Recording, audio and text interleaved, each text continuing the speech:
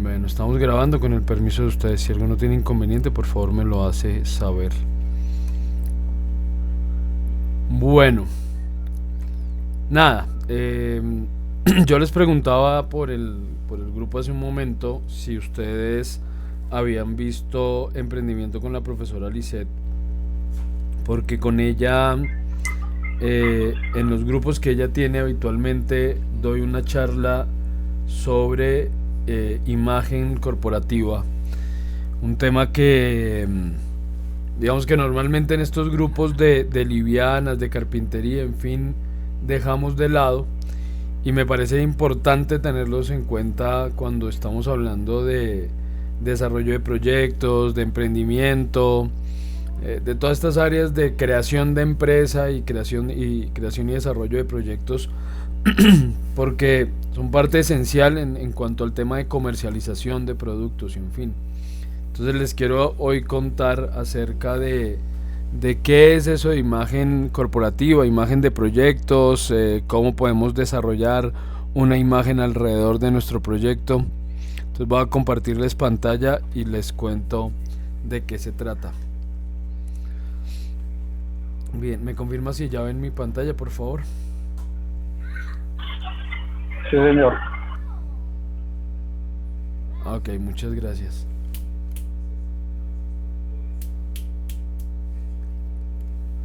Bueno, cuando hablamos de imagen de un proyecto, en general, de un proyecto, de un producto, de una empresa, pues tenemos que identificar primero cómo voy yo a representar visualmente ese proyecto.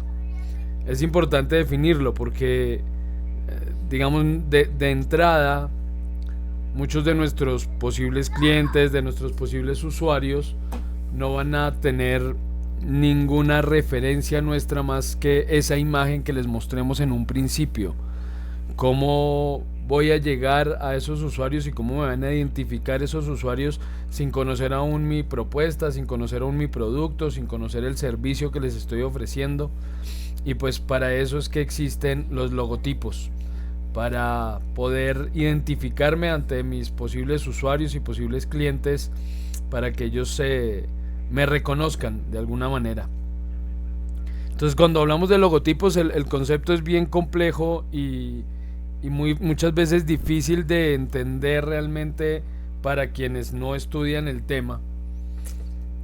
Y lo primero que debemos tener claro es que si hablamos de logotipo no estamos hablando realmente de un solo tipo de elemento. El logotipo en general es un elemento visual que va a identificar a nuestro proyecto, a nuestra empresa, a nuestro servicio, pero esa imagen puede estar inmersa dentro de distintos conceptos. Esos conceptos en principio serían a los que llamamos isotipo, logotipo e imagotipo. Entonces voy a tratar de dejar claro ese concepto desde el principio. Cuando hablamos de un isotipo, si yo quiero que la imagen que me represente sea un isotipo, me refiero a que a mi marca o a mi producto lo va a representar un símbolo, sin texto alguno. Simplemente un símbolo, un icono, una gráfica eso lo llamamos gráfico desde el diseño, un grafo, o sea, un elemento gráfico visual, pero que no tenga texto alguno. Aquí ustedes ven en pantalla algunos ejemplos, aunque seguramente identificarán que varios de ellos habitualmente sí están acompañados de algún texto, pero eso es otro concepto que veremos en un momento. Pero cuando logro representar el proyecto a partir simplemente de ese símbolo, estamos hablando de que lo estamos identificando a partir de un isotipo. Entonces en el isotipo, repito, solamente vamos a crear alrededor del proyecto una simbología visual, un símbolo que lo represente. Entonces aquí vemos marcas como Apple, Instagram, McDonald's, que si bien, repito, en algunas ocasiones sí aparecen textos al lado de estos símbolos, los podemos reconocer por sí solos. O sea, no necesito que al lado de la manzanita diga Apple para que para que la gente sepa que se refiere a Apple. Lo mismo en el caso de Instagram. No necesito que diga Instagram para que la gente lo identifique, o los arquitos de McDonald's que no necesitan tampoco ese texto. Otros ejemplos: Vodafone, Domino's, Twitter, que ya no existe, ahora es X, pero que podía identificarse a partir de ese simple pajarito azul. Más ejemplos: Volkswagen, Coco Chanel. Luego de ese isotipo, tenemos otra expresión a la que llamamos logotipo. Esto es lo que sí se reconoce. Perdón, permítanme un segundo, por favor.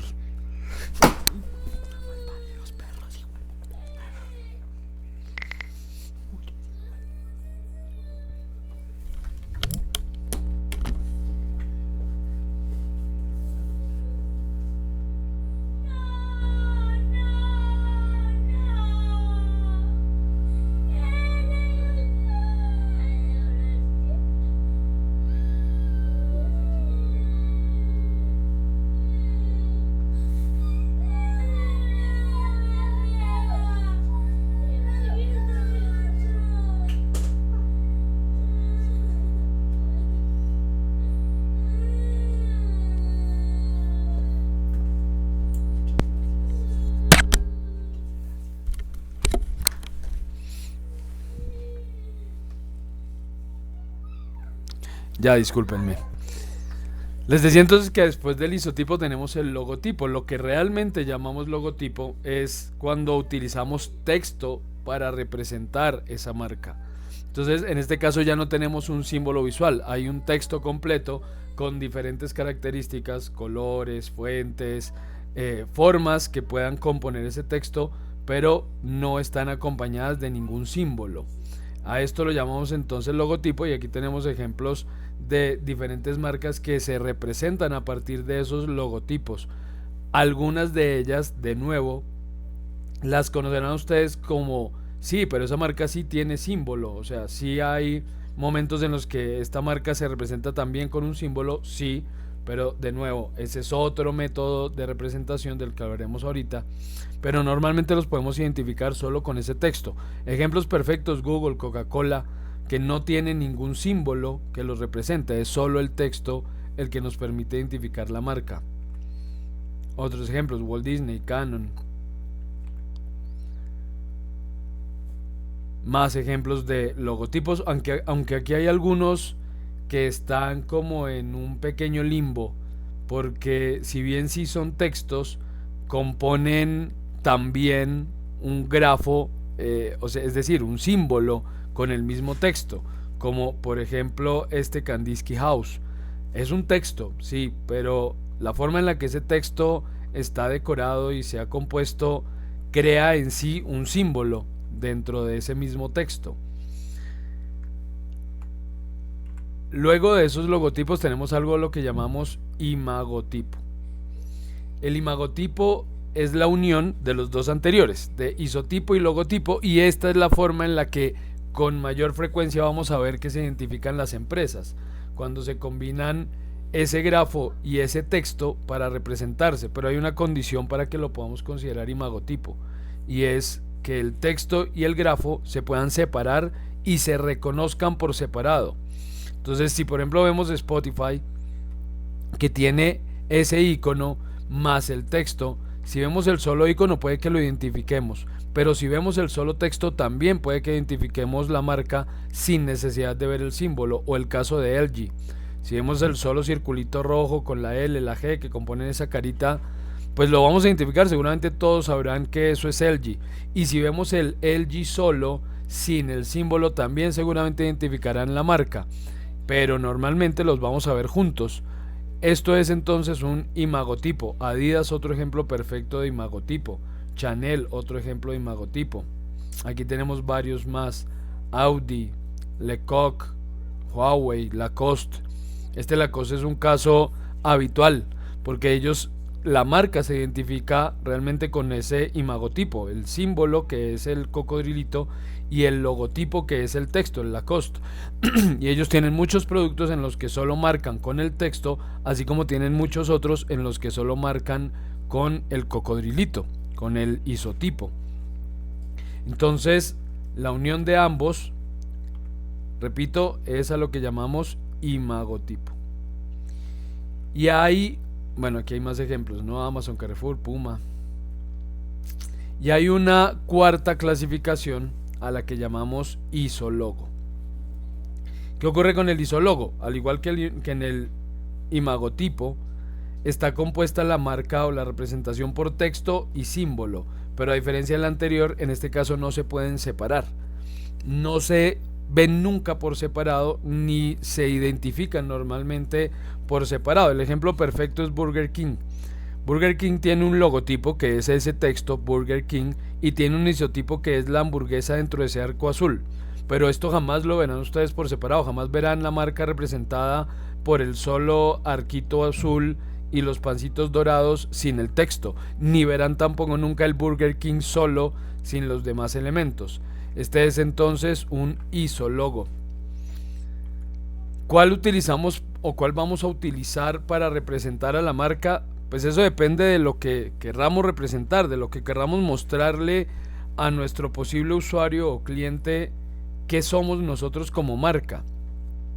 Habitualmente, digamos por facilidad en cuanto al diseño, lo habitual es crear imagotipos.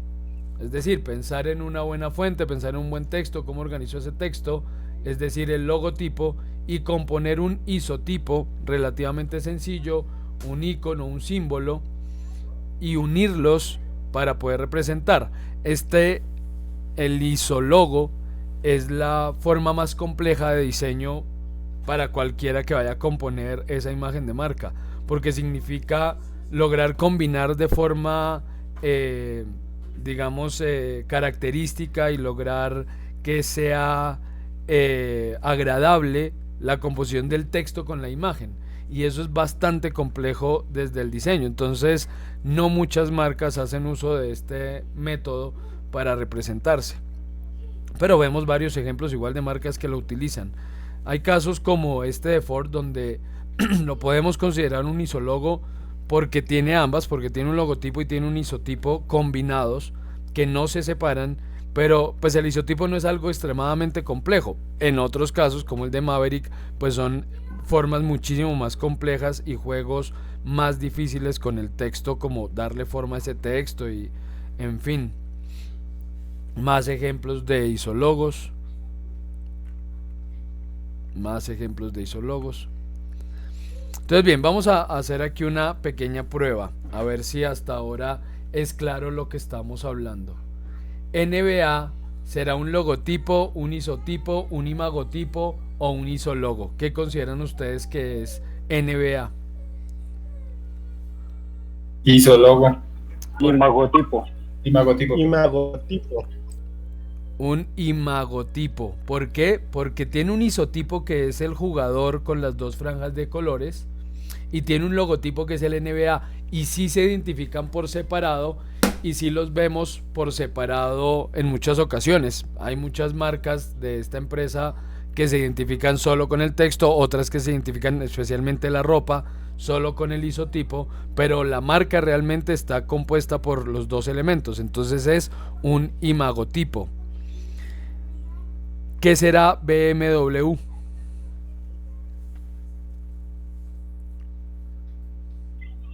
El último, el isotipo. Isólogo. Isólogo. Sí, exactamente, es un isólogo, porque siempre encontramos ese texto acompañado de ese símbolo gráfico, de ese escudo. Entonces, efectivamente, este es un isólogo. Muy bien.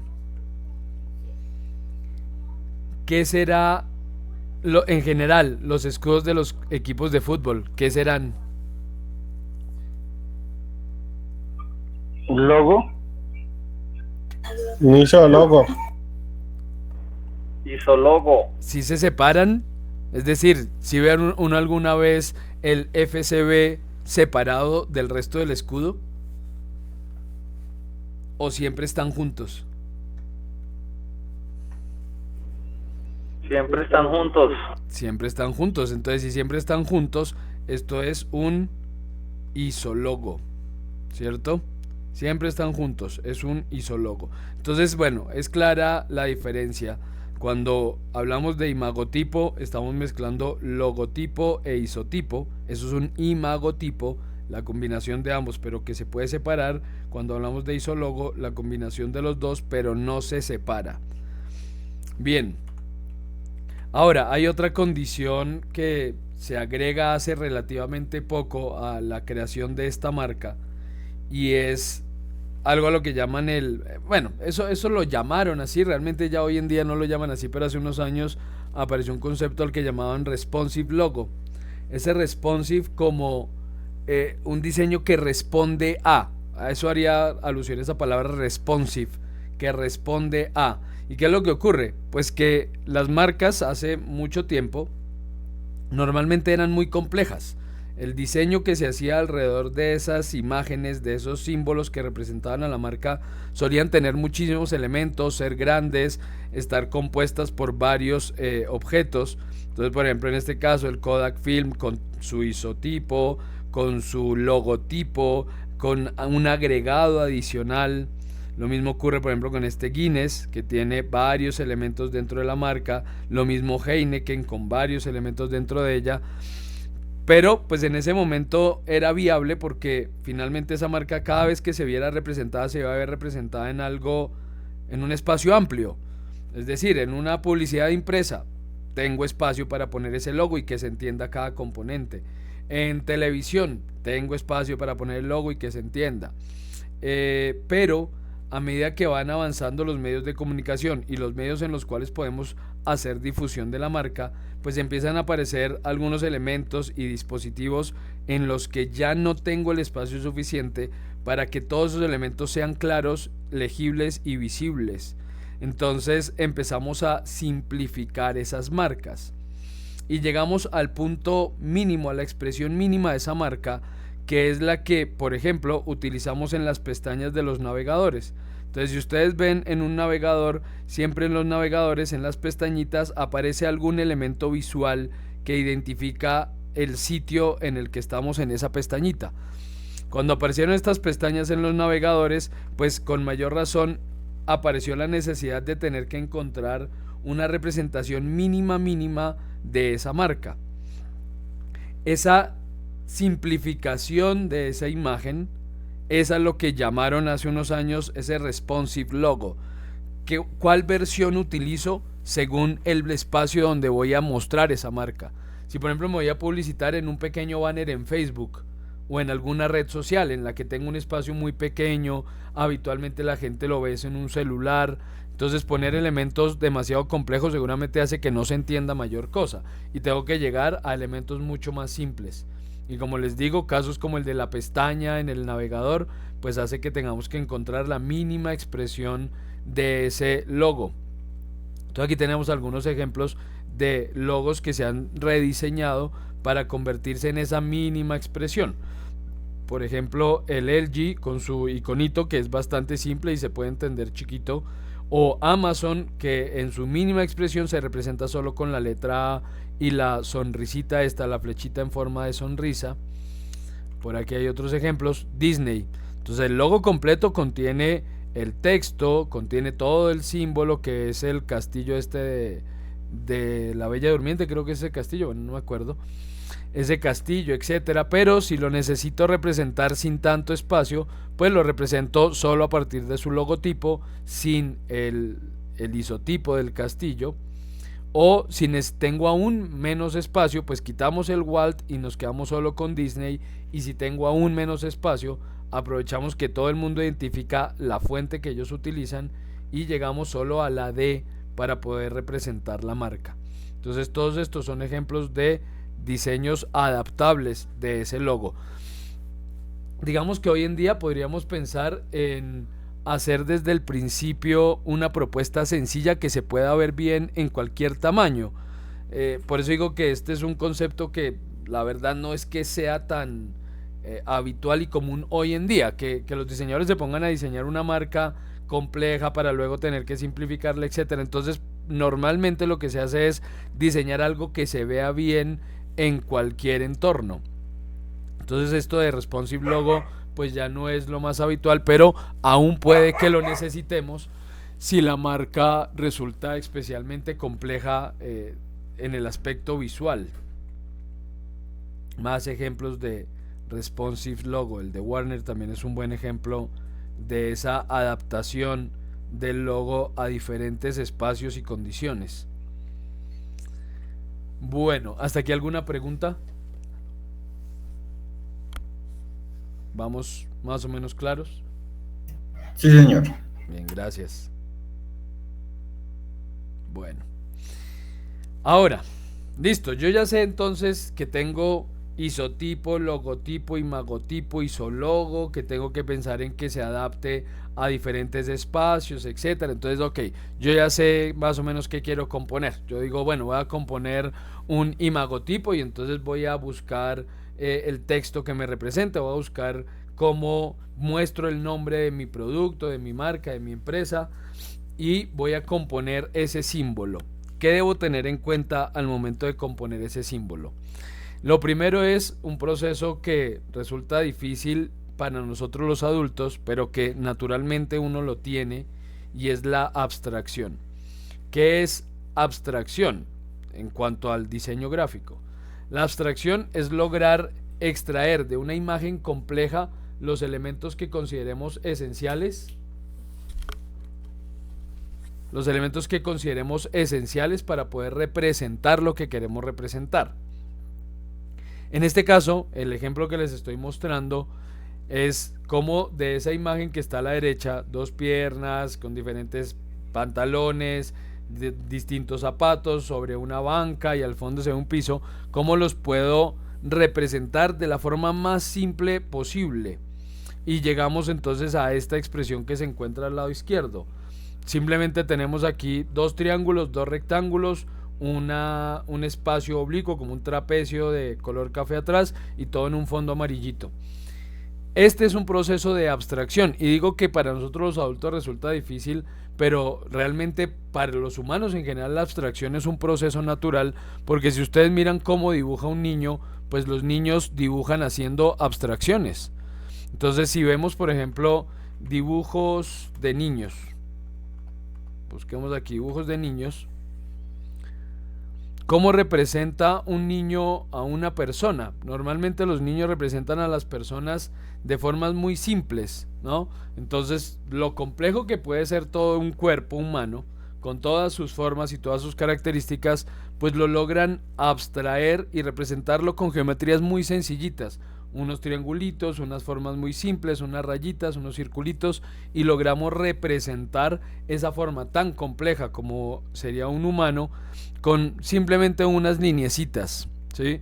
Este es un proceso de abstracción. Esto es un dibujo de un niño muy seguramente de 2, 3 años en el que él hace esa abstracción de forma natural y lo que quiere representar lo representa con lo que le es posible, que son simples rayitas, pero logra dar a entender lo que quiere representar. Todos entendemos que son personas, todos entendemos, a pesar de que si uno evalúa parte por parte, pues nada sería comprensible, ¿sí? Una forma irregular, un par de rayas sueltas no significan nada, pero en conjunto representan claramente lo que el niño quería representar en ese dibujo.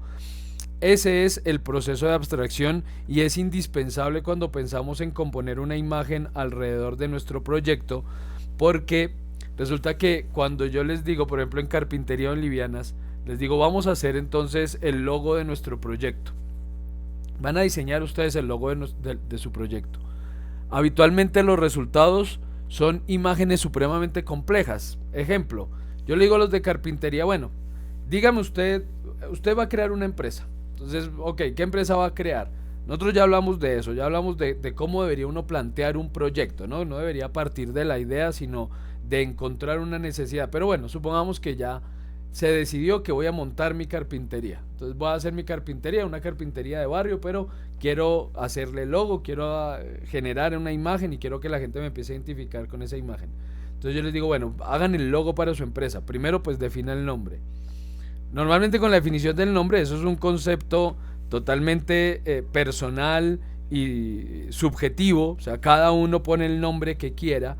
Yo, por ejemplo, no soy partidario de esas empresas o de esos productos que tienen como nombre las iniciales de quienes los hacen, ¿sí? Entonces encuentra uno, me llamo Ascar, ¿por qué? No, porque somos Alejandra, Santiago, Carlos y... Entonces, ok, bueno, pues tomaron las iniciales y con eso como si era un nombre. Bueno, yo no estoy muy de acuerdo, creo que se pueden representar o se pueden buscar mejores nombres, pero allá cada cual como lo haga.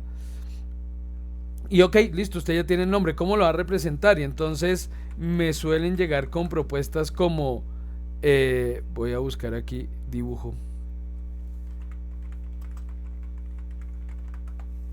Suelen llegarme con propuestas como esto, como, yo quiero que mi marca sea esto.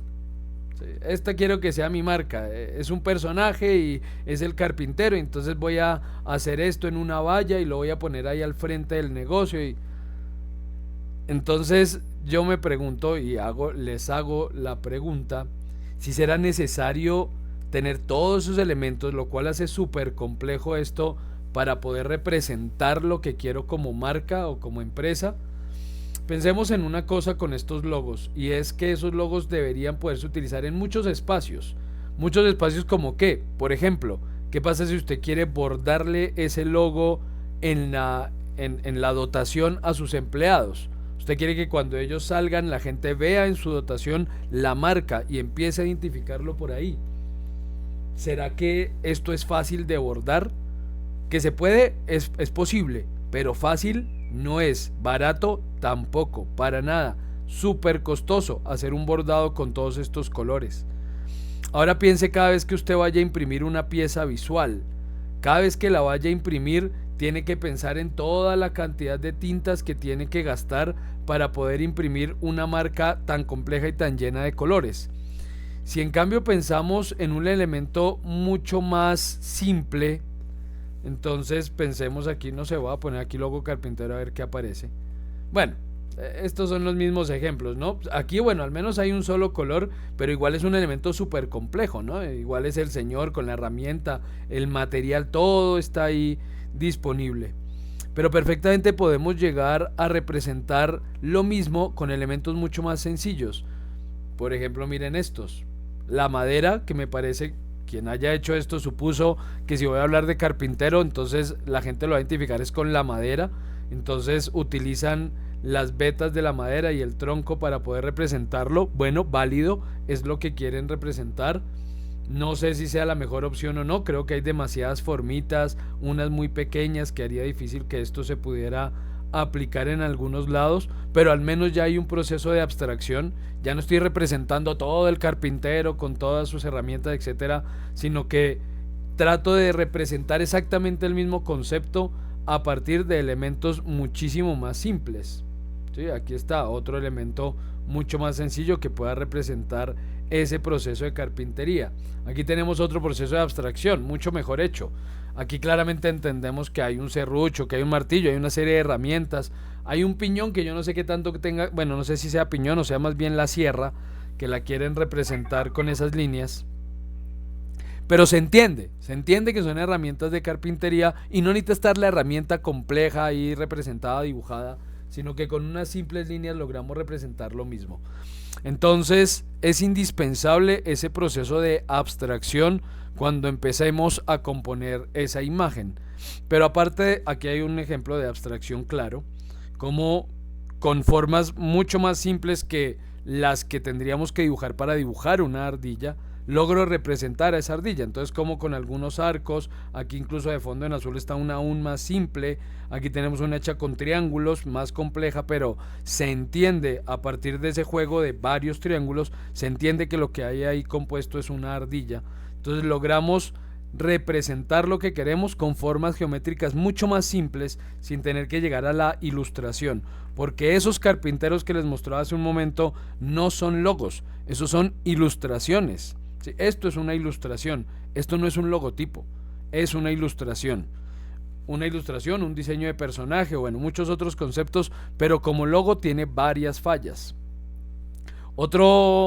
Digamos, otra aplicación en la que uno piensa, que hoy en día no se usa mucho, pero si lo pienso, seguramente va a llegar a un ejercicio que va a ser muchísimo más fácil de aplicar en cualquier parte, y es el sello seco.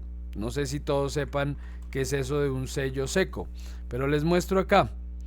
Los sellos secos son esos que uno pone en el papel con maquinitas de este tipo. Las pone en el papel y eso queda así, queda solo la marca en alto relieve sobre el papel. Obviamente esto es imposible si el logo tiene un poconón de colores, por ejemplo. Porque aquí básicamente esto es positivo y negativo. ¿Qué es positivo y negativo? Pues blanco y negro. Lo que se ve de la marca y lo que no es marca, ¿sí? Entonces, si yo logro un desarrollo, volvamos al ejemplo de los carpinteros. Si yo logro algo que pueda poner en un sello seco, como esto, por ejemplo, pues he llegado a un buen resultado como logo, como representación de la marca, porque sé que lo voy a poder usar en muchas partes sin complicarme demasiado la vida. Incluso en las impresiones, repito, el hecho de tener que imprimir con muchos colores hace que las impresiones sean muchísimo más costosas. Ahí existen procesos, por ejemplo, de litografía, donde a uno le cobran no por lo que se imprima, sino por la cantidad de colores que use. Porque para eso se usa un tema que no sé si alguno de ustedes conozca, que se llama quemar planchas, quemado de planchas. Y es porque en la litografía se utiliza, voy a mostrarles aquí el ejercicio, o una imagen que me permita mostrárselos. La litografía es un proceso de impresión. Es un proceso por el cual pasa un rodillo sobre una superficie. Sobre esa superficie hay una rejilla, digamos, como una pequeña malla que está perforada donde quiero que pase la tinta, solamente donde quiero que pase la tinta. Entonces, al pasar el rodillo con tinta sobre esa malla, solo va a permitir el paso de la tinta por donde yo lo perforé, y eso es lo que va a quedar finalmente sobre el papel, sobre el sustrato. Entonces, en un proceso de litografía complejo, estos procesos, esto es una litografía hoy en día, pues lo que cobran realmente es hacer esa planchita, hacer esa placa, porque eso lo hacen en placas metálicas. Miren, estas placas metálicas. Entonces esta es una plancha de impresión y se necesita una plancha por cada color que yo vaya a utilizar. Color, bueno, ahí ahorita hablamos un poquito del color, pero color se refiere a cian, magenta, amarillo, negro y posibles pantones, que ya les hablo un poquito de ese tema. Entonces cada uno de esos colores nos obliga a quemar una plancha, y esto es lo que cuesta cuando uno va a imprimir. No sé si alguna vez ustedes han mandado a imprimir tarjetas, volantes o brochures. A uno le dicen, le cobro por 500 tarjetas 30,000 pesos y por mil le cobro 35,000. O sea, el doble de tarjetas y no sube sino un poquito el precio. ¿Por qué? Porque la impresión realmente no es lo que cuesta. La tinta no es tan cara y la tinta que se va en cada tarjeta no es demasiada. Lo que cuesta es hacer esas planchas. Entonces, hacer esas planchas vale 25,000 pesos. De ahí para allá lo que sí cobran es la impresión. Entonces, si yo puedo evitarme a toda costa tener que fabricar o mandar crear varias planchas para la impresión, y lo logro con una sola, ejemplo en blanco y negro, pues va a salir muchísimo más barato todo el proceso de impresión, todo el costo se va a disminuir sustancialmente. Entonces, bien, logramos abstraer. Otra cosa es la significación, lograr que lo que yo plasme ahí, lo que dibujé, lo que compuse, sí lo entienda la gente, sí entiendan lo que yo quería representar, lo que quería indicar a través de ese proceso de abstracción, y eso se llama significación, darle significado a ese elemento visual. Entonces yo, por ejemplo, aquí les pregunto, este es un proceso de abstracción, pero tiene significado, y la primera pregunta es, ¿eso es un oso o es una osa? Una osa. Una osa. Una osa con su cría. Una osa con su cría. Entonces, ¿y qué les significa? Si ustedes lo ven, ¿qué sienten?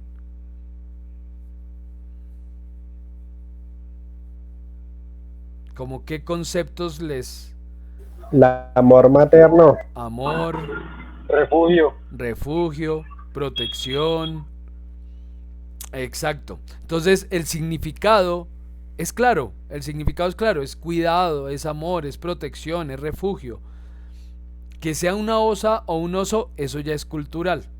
Entonces resulta que con ese tema de la significación, de qué significa lo que yo estoy mostrando, depende de la cultura, depende mucho de a quién se lo muestre. Cuando yo hago esta pregunta en grupos donde la mayoría somos adultos, pues la mayoría sí decimos es una osa. Porque nosotros, las personas mayores de 30 y tantos, tenemos ese concepto de que a nosotros nos cuidaba nuestra mamá y nuestro papá proveía. O en algunos casos ni siquiera había papá, ¿cierto? Entonces tenemos más arraigado ese concepto de que es la mamá la que cuida, es la mamá la que protege. Cuando hago esta pregunta en grupos donde hay gente mucho más joven, la respuesta es más variada. Para unos es osa, para otros es oso, para otros puede ser cualquiera de los dos, porque en generaciones más jóvenes ellos han crecido más con el concepto de que ambos trabajan, ambos cuidan, ¿sí? O ambos me dejan con mi abuelito. Entonces el concepto varía según la cultura, según el momento, según muchos aspectos. Lo que yo considero que esto significa puede que para el otro no signifique igual. De ahí es donde radica la importancia de que estos proyectos no empiecen por una idea, sino que empiecen por entender para quién va esto. Si yo estoy haciendo mi carpintería de barrio y yo creo y evalúe que mis clientes, la mayoría pues son personas adultas, mayores, porque el lugar donde estoy montando la carpintería vi que es un barrio residencial de gente ya mayor, no sé qué. Bueno, pues yo puedo suponer qué significará para ellos una cosa u otra, pero si es un sitio donde hay conjuntos residenciales nuevos, veo que hay muchas parejas jóvenes, veo que hay mucha gente que ni siquiera tiene hijos, sino que vive con sus perros y no sé qué. Entonces para ellos puede que los significados sean distintos a los que son para las personas mayores. Entonces yo tengo que pensar en qué para ellos, qué va a representar lo que yo estoy componiendo, qué entenderán ellos cuando yo les muestre esta imagen. De nuevo, pensar siempre en para quién va lo que estoy haciendo antes de tomar la decisión de manera subjetiva, de creer que es que como yo veo las cosas, la ven los demás. No, no es así, nunca es así. Un último ejemplo de significación, como la abstracción de un mismo elemento, en este caso de un oso, puede significar cosas muy diferentes. Esta primera seguramente quiere significar cuidado de la naturaleza, protección de la naturaleza. Y es claro porque tiene ahí los arbolitos, porque el oso representa cuidado, representará protección. Pero ¿qué puede representar? Esto representa otra cosa, ¿no? Esto ya no es cuidado. ¿Ustedes para qué usarían, para qué tipo de proyecto usarían una imagen de este tipo? Como para un logo deportivo. Un logo deportivo. ¿Por qué? Porque se muestra la imagen como fuerza, como rudeza, como... Muy bien, exacto. Porque como competitividad. Correcto, muy bien. ¿Qué otra? De ropa para caballero. Bien, de nuevo, por el tema de la rudeza, de la fortaleza. ¿Sí? Me decía alguien, señor. Sí, sí. Ok, me decía alguien en otro grupo que lo usaría como logo de una empresa de seguridad. Que porque al ver eso le daba esa sensación de que los que trabajan en esa empresa son personas que fijo van a cuidar de lo que quiero que cuiden, ¿sí? Porque es rudo, porque es fuerte, porque es agresivo, porque...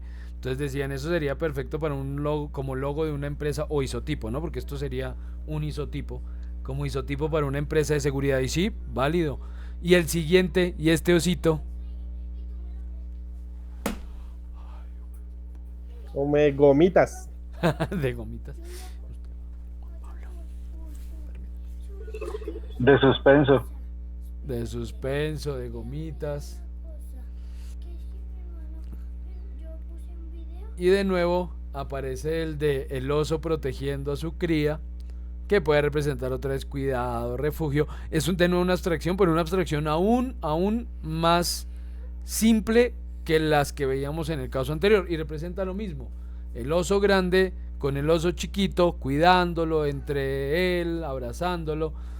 Pero ahora con un resultado muchísimo más sencillo.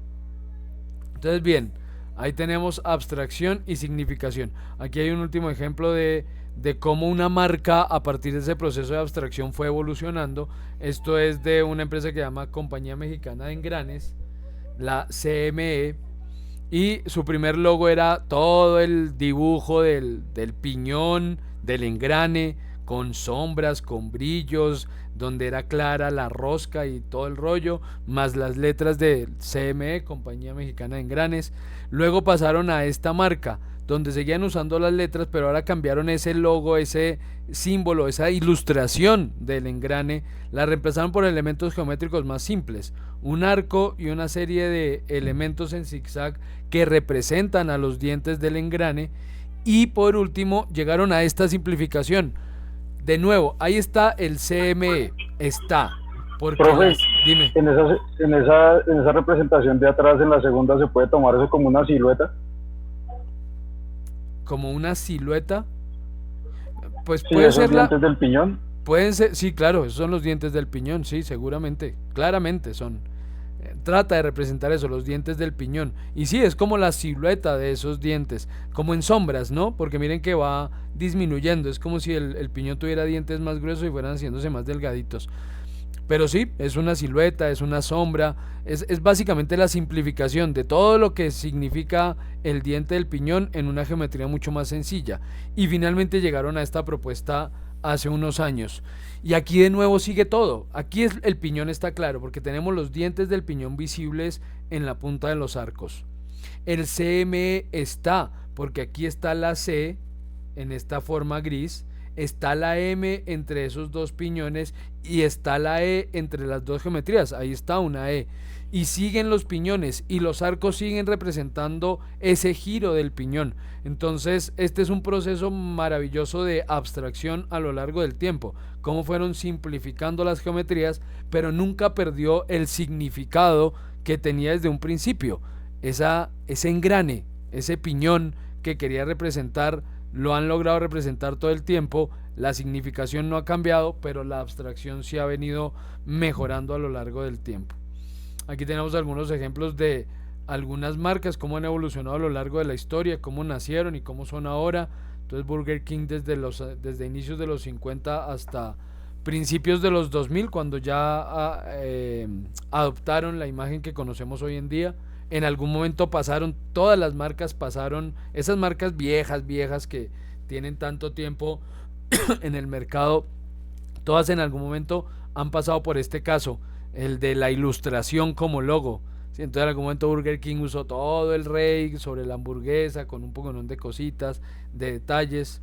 Aquí tenemos a Shell que existe desde 1900 y era una ilustración completa de esa concha. Eso significa Shell, o eso traduce Shell, concha. Saben que es una empresa de aceites, ¿no? Una compañía de aceites. Eran ilustraciones de conchas. A principios, hasta los años 30, eran ilustraciones de conchas lo que la representaba. Luego ya empezaron a simplificar un poco el tema y agregar el texto, o sea, el logotipo, hasta que llegamos a lo que hoy en día representa a la marca Shell. Apple, la primera imagen de Apple allá en el 76. Voy a ver si buscamos, si encontramos la imagen grande. Busquemos aquí grande para que veamos la cantidad de detalles que tenía esa marca cuando nació. Miren esto, tenía una cantidad impresionante de elementos. Esa banderilla con todas esas formas súper complejas, con el Apple, un escudo detrás, con unos textos. Dentro estaba Newton con la manzana encima de él a punto de caer, él ahí en el árbol, en el pasto, aquí el Computer Co. O sea, una cantidad de elementos impresionantes. Obviamente eso como logo no les funcionó y rápidamente pasaron, en un año, pasaron a esta representación, que ha continuado a lo largo del tiempo, solo que ha venido adaptándose a las condiciones culturales. Entonces empezaron con todos los colorcitos, porque querían representar modernidad, querían representar asociación con todos y bueno, diversidad, etcétera. No diversidad de la diversidad de hoy en día, sino diversidad era que le llegamos a todos en ese momento. Entonces empezaron con los colorcitos, así duraron muchos años. A finales de los 90 la volvieron tridimensional, o la quisieron volver tridimensional por un tema de diseño de aquellos tiempos en los que todo quería hacerse tridimensional, y eso fue por la llegada de Internet. ¿Por qué por la llegada de Internet? Eso es un movimiento bien interesante, les cuento muy rápidamente, que se llamó esqueumorfismo. El esqueumorfismo, a ver si encuentro una imagen que lo represente. El esqueumorfismo es esto, es llevar a pantalla una representación lo más parecida posible al objeto físico real. ¿Qué ocurrió a finales de los 90? A mediados y finales de los 90, pues que llega Internet, y a medida que empieza a expandirse Internet y a permitirnos hacer cosas que antes no podíamos hacer o que solo se podían hacer por elementos físicos, pues empiezan a preguntarse los diseñadores: ¿yo cómo hago para que la gente entienda qué hace este botoncito en esa pantalla sin poder estar ahí para explicarle? Entonces la solución en ese momento fue: hagamos que las cosas se vean como son en la vida real, en físico. Entonces, por ejemplo, si yo quería un elemento que permitiera subir un volumen, pues creaba una palanca o una palanquita, una, ¿cómo se llama?, perillita de volumen, como las que tenían los radios. Entonces ya la gente al verlo decía: ah, pues si en el radio esto hace tal cosa, aquí va a hacer lo mismo. Y sí, así es. Y a eso se le llamó esqueumorfismo. Y en algún momento el esqueumorfismo lo que pretendía era que lo que se vea como, o lo que quiera que sea un botón, que se vea como un botón. Entonces le ponían brillos, querían que se vieran como de cristal, le ponían sombras. Eso era un poconón de detalles que le poníamos a las cosas cuando las estábamos haciendo para representarlas en pantalla. Entonces todo era así tridimensional, todo quería parecer que tuviera brillos y sombras, y bueno. Mire, esto también es un ejemplo de esqueumorfismo. Esto apareció con los primeros iPad. Con los primeros iPad, para poder leer. Entonces, como uno lo que hacía, digamos, cambió el concepto de voy y compro el libro físico y lo tengo en mi librería, sino que ahora lo puedo comprar para leerlo en mi dispositivo digital. ¿Cómo hago para que la gente entienda cómo encontrar su libro? Entonces les hicieron una librería tal cual, visualmente es una librería, donde aparecían los libros que yo iba comprando, iban apareciendo ahí en la librería. Entonces yo simplemente hacía clic en el que quería abrir y lo abría. Eso es esqueumorfismo, llevar o tratar de llevar de la vida real lo más fiel posible al mundo digital, a la pantalla. Pero pues hoy en día ya nadie necesita eso. Hoy en día ya nadie necesita ver el botoncito para entender que eso es un botón. Hoy en día 3 puntitos, 3 rayitas, como ocurre con los menús en todas las interfaces, 3 rayitas ya todas las entendemos como que eso es un botón de un menú. ¿Sí? Es un botón de un menú. Ya no necesito que sea tridimensional, no necesito que diga menú, no necesito que aparezca, nada de eso lo necesito. Entonces ese diseño esqueumórfico a principios de los 2000, esa corriente no duró mucho tiempo, a principios de los 2000 se cambió por algo que se llamó el diseño plano. Principios de los 2000 me refiero 2008, 2009, 2010, empezó el diseño plano, el flat design, que es algo como lo que tenemos hoy en día. Entonces todo es planito, todo es bidimensional, todo es plano, ya no hay brillos, ya no hay sombras. Hace unos años Google trató de implementar, que más o menos ha seguido usándose, algo que se llamó el material design. El material design era como una combinación de ambas cositas, como, ok, seamos planos, sigamos siendo planos, pero agreguémosle unos elementos que hagan esto más interesante, que parezcan brillos y sombras. Entonces aparecían estos elementos bidimensionales, pero con un juego de colores que parecía que quisiera generar sombras, ¿sí? Entonces de nuevo vuelven las sombras, pero esta vez ya no sombras difuminadas que trataran de simular la realidad ni nada por el estilo, sino un elemento plano, bidimensional, bien delimitado, pero de un color un poquito más oscuro para que parezca sombra, o un poquito más claro para que parezca brillo. Entonces ahí apareció todo este tema del material design, que repito, más o menos se usa, pero pues ya no es que sea la corriente principal, seguimos siendo más planos, ¿sí? Si buscamos logos por el lado del material design, es esto, es la combinación de geometrías para que esto parezca tridimensional, ¿Ven? Las sombras no son sombras reales, esto simplemente es un cambio de color en ese rectángulo, ¿cómo se llama esta geometría? Bueno, digamos en esa forma, no es una sombra, esto no es tridimensional ni nada, pero pretende dar un poco esa apariencia de tridimensionalidad en ese logo. Eso es Material Design. Bueno, más ejemplos de marcas a lo largo de la historia, más ejemplos. La mayoría de ellas empiezan con textos muy complejos, algunos casi inintendibles, y eso viene acomodándose.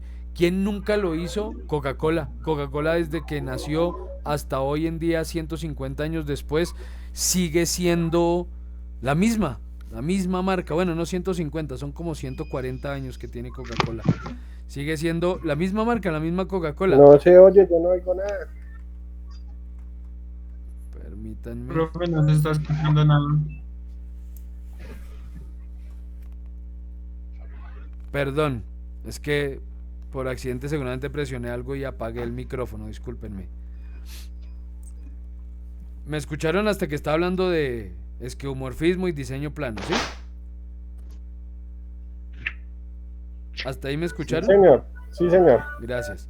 Entonces, después del diseño plano decía que aquí hay más ejemplos de marcas a lo largo de la historia y que veremos en muchos casos que las marcas solían empezar con textos muy complejos, con estructuras de texto súper raras, algunas que ni se podían leer bien, y fueron adaptándose a lo largo del tiempo para que se leyeran mejor. Entonces todo esto de los textos con formitas raras, colitas y mil cosas también desapareció. Hoy en día la mayoría utilizan fuentes muy rectas, muy sencillas, muy simples, que se lean fácil, que se lean desde lejos, que se lean estando chiquitas, porque una cosa como esta en una aplicación pequeñita, eso no se entiende, no lo entiende nadie. Pero en cambio este Pepsi, pues cualquiera lo lee así esté pequeñito ese texto. Eso me lleva entonces al otro concepto, el texto. Listo, va a ser un imagotipo. Voy a componer mi isotipo, o sea, mi icono, mi representación visual, la voy a componer, tengo en cuenta todo el tema de abstracción, significación, etcétera, etcétera. Llega un buen resultado, pero eso lo quiero acompañar de un buen texto que haga juego con esa imagen y se combinen bien para componer mi imagotipo. ¿Qué hago con el tema de las fuentes? Las fuentes, o sea, los estilos de texto,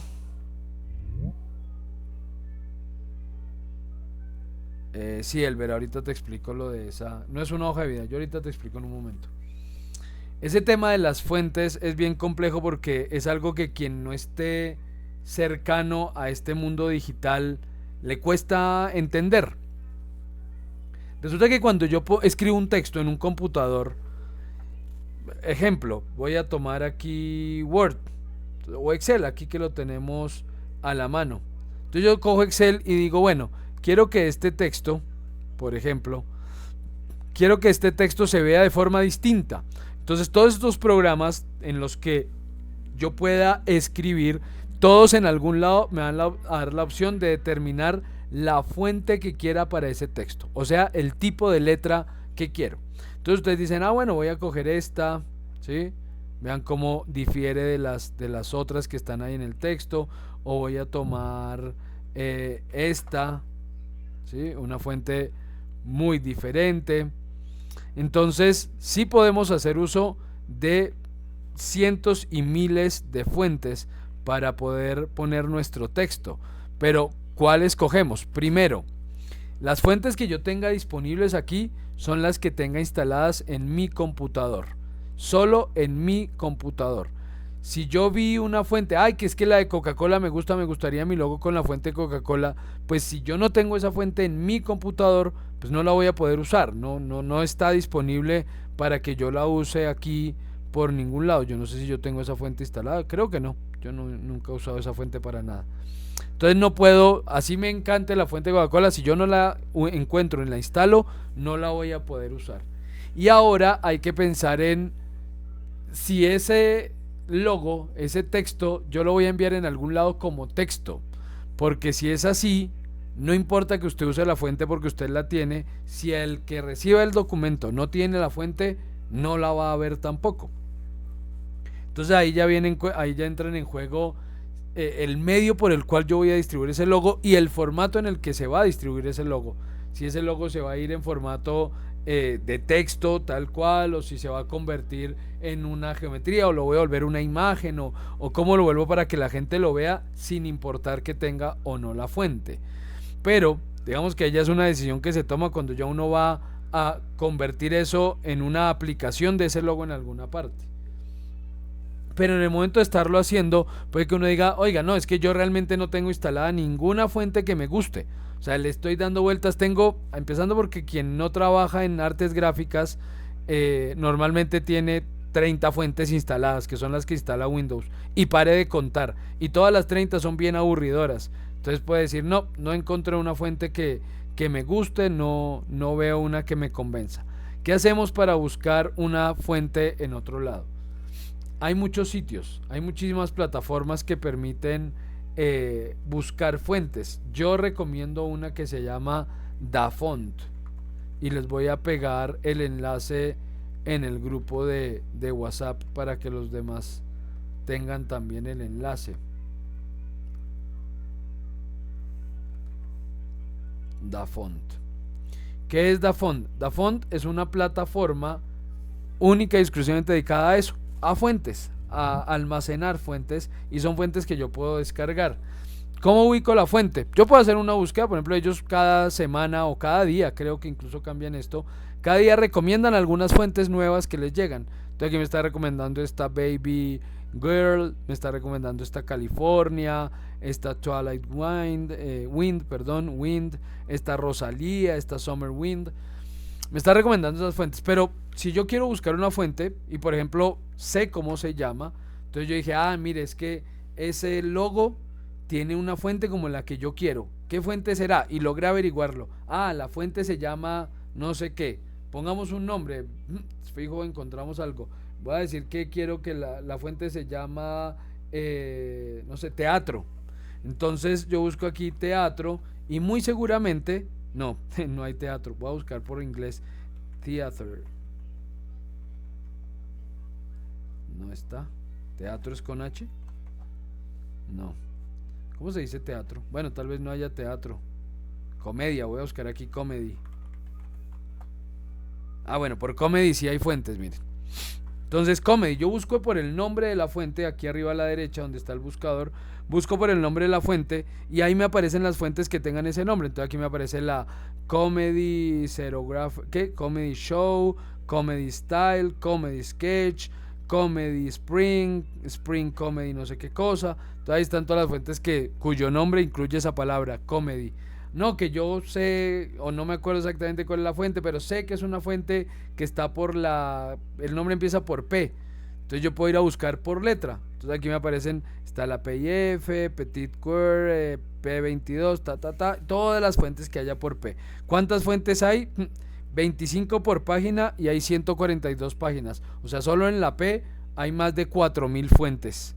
Más de 4000 fuentes solo por la letra P. Entonces la cantidad de fuentes es impresionante y la que aloja este sitio es impresionante. Bueno, que me gustó esta Pachom Script. No, yo tengo una fuente muy parecida, voy a buscar otra. Esta, Pacific Again. Listo, me gustó esa fuente, voy a usar esa fuente, quiero esa fuente, hago clic en ella. Entonces cuando hago clic en ella siempre vamos a encontrar la opción de descargar la fuente. Voy a descargar esa fuente. Entonces vamos a descargar, le buscamos una carpetica. Voy aquí a manual, aquí a imagen corporativa. No, mentiras. Voy a crear una que se llame aquí emprendimiento. Y aquí voy a guardar la fuente, listo. Guardar. ¿Qué hace esto? Me descarga un archivo zip, o sea, un archivo comprimido que contiene los archivos de la fuente y tiene un texto de licencia. Voy a extraer eso aquí. Clic derecho, le digo que lo extraiga aquí, listo. Y vemos que tiene, entonces tiene la fuente es este archivo, este pacificagain.ttf, esa es la fuente. Tiene más una imagen que seguramente me muestra la fuente. Sí, ahí está, miren, está la fuente utilizada en esta imagen. Listo. Y además tiene un texto, entonces un texto de licencia. ese texto de licencia normalmente va a decir lo mismo, que esta fuente se puede usar en cualquier caso para fines personales. Es decir, si yo la quiero porque es que estoy haciendo la tarjeta de invitación al cumpleaños de mi hijo, la puedo usar. Que es que la quiero utilizar como una fuente en mi hoja de vida, para poner mi nombre con esa fuente, la puedo usar. Que la quiero utilizar para un videíto para hacer una presentación en el SENA, la puedo utilizar, no hay problema. Pero si la voy a utilizar con fines comerciales, tengo que contactar al diseñador, a quien la hizo, y comprársela.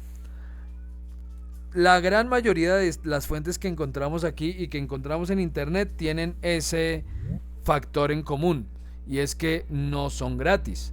Si yo la voy a usar para fines comerciales, debo pagar los derechos de uso de esa fuente, y eso se le pagan a quien la haya diseñado.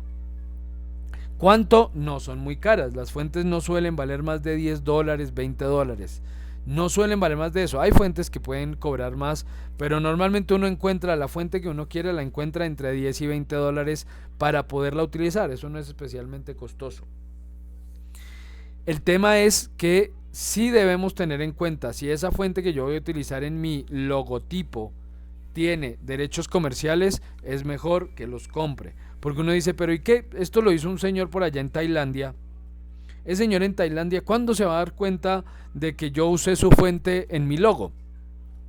Pues resulta que su proyecto muy seguramente va a querer tener sitio web.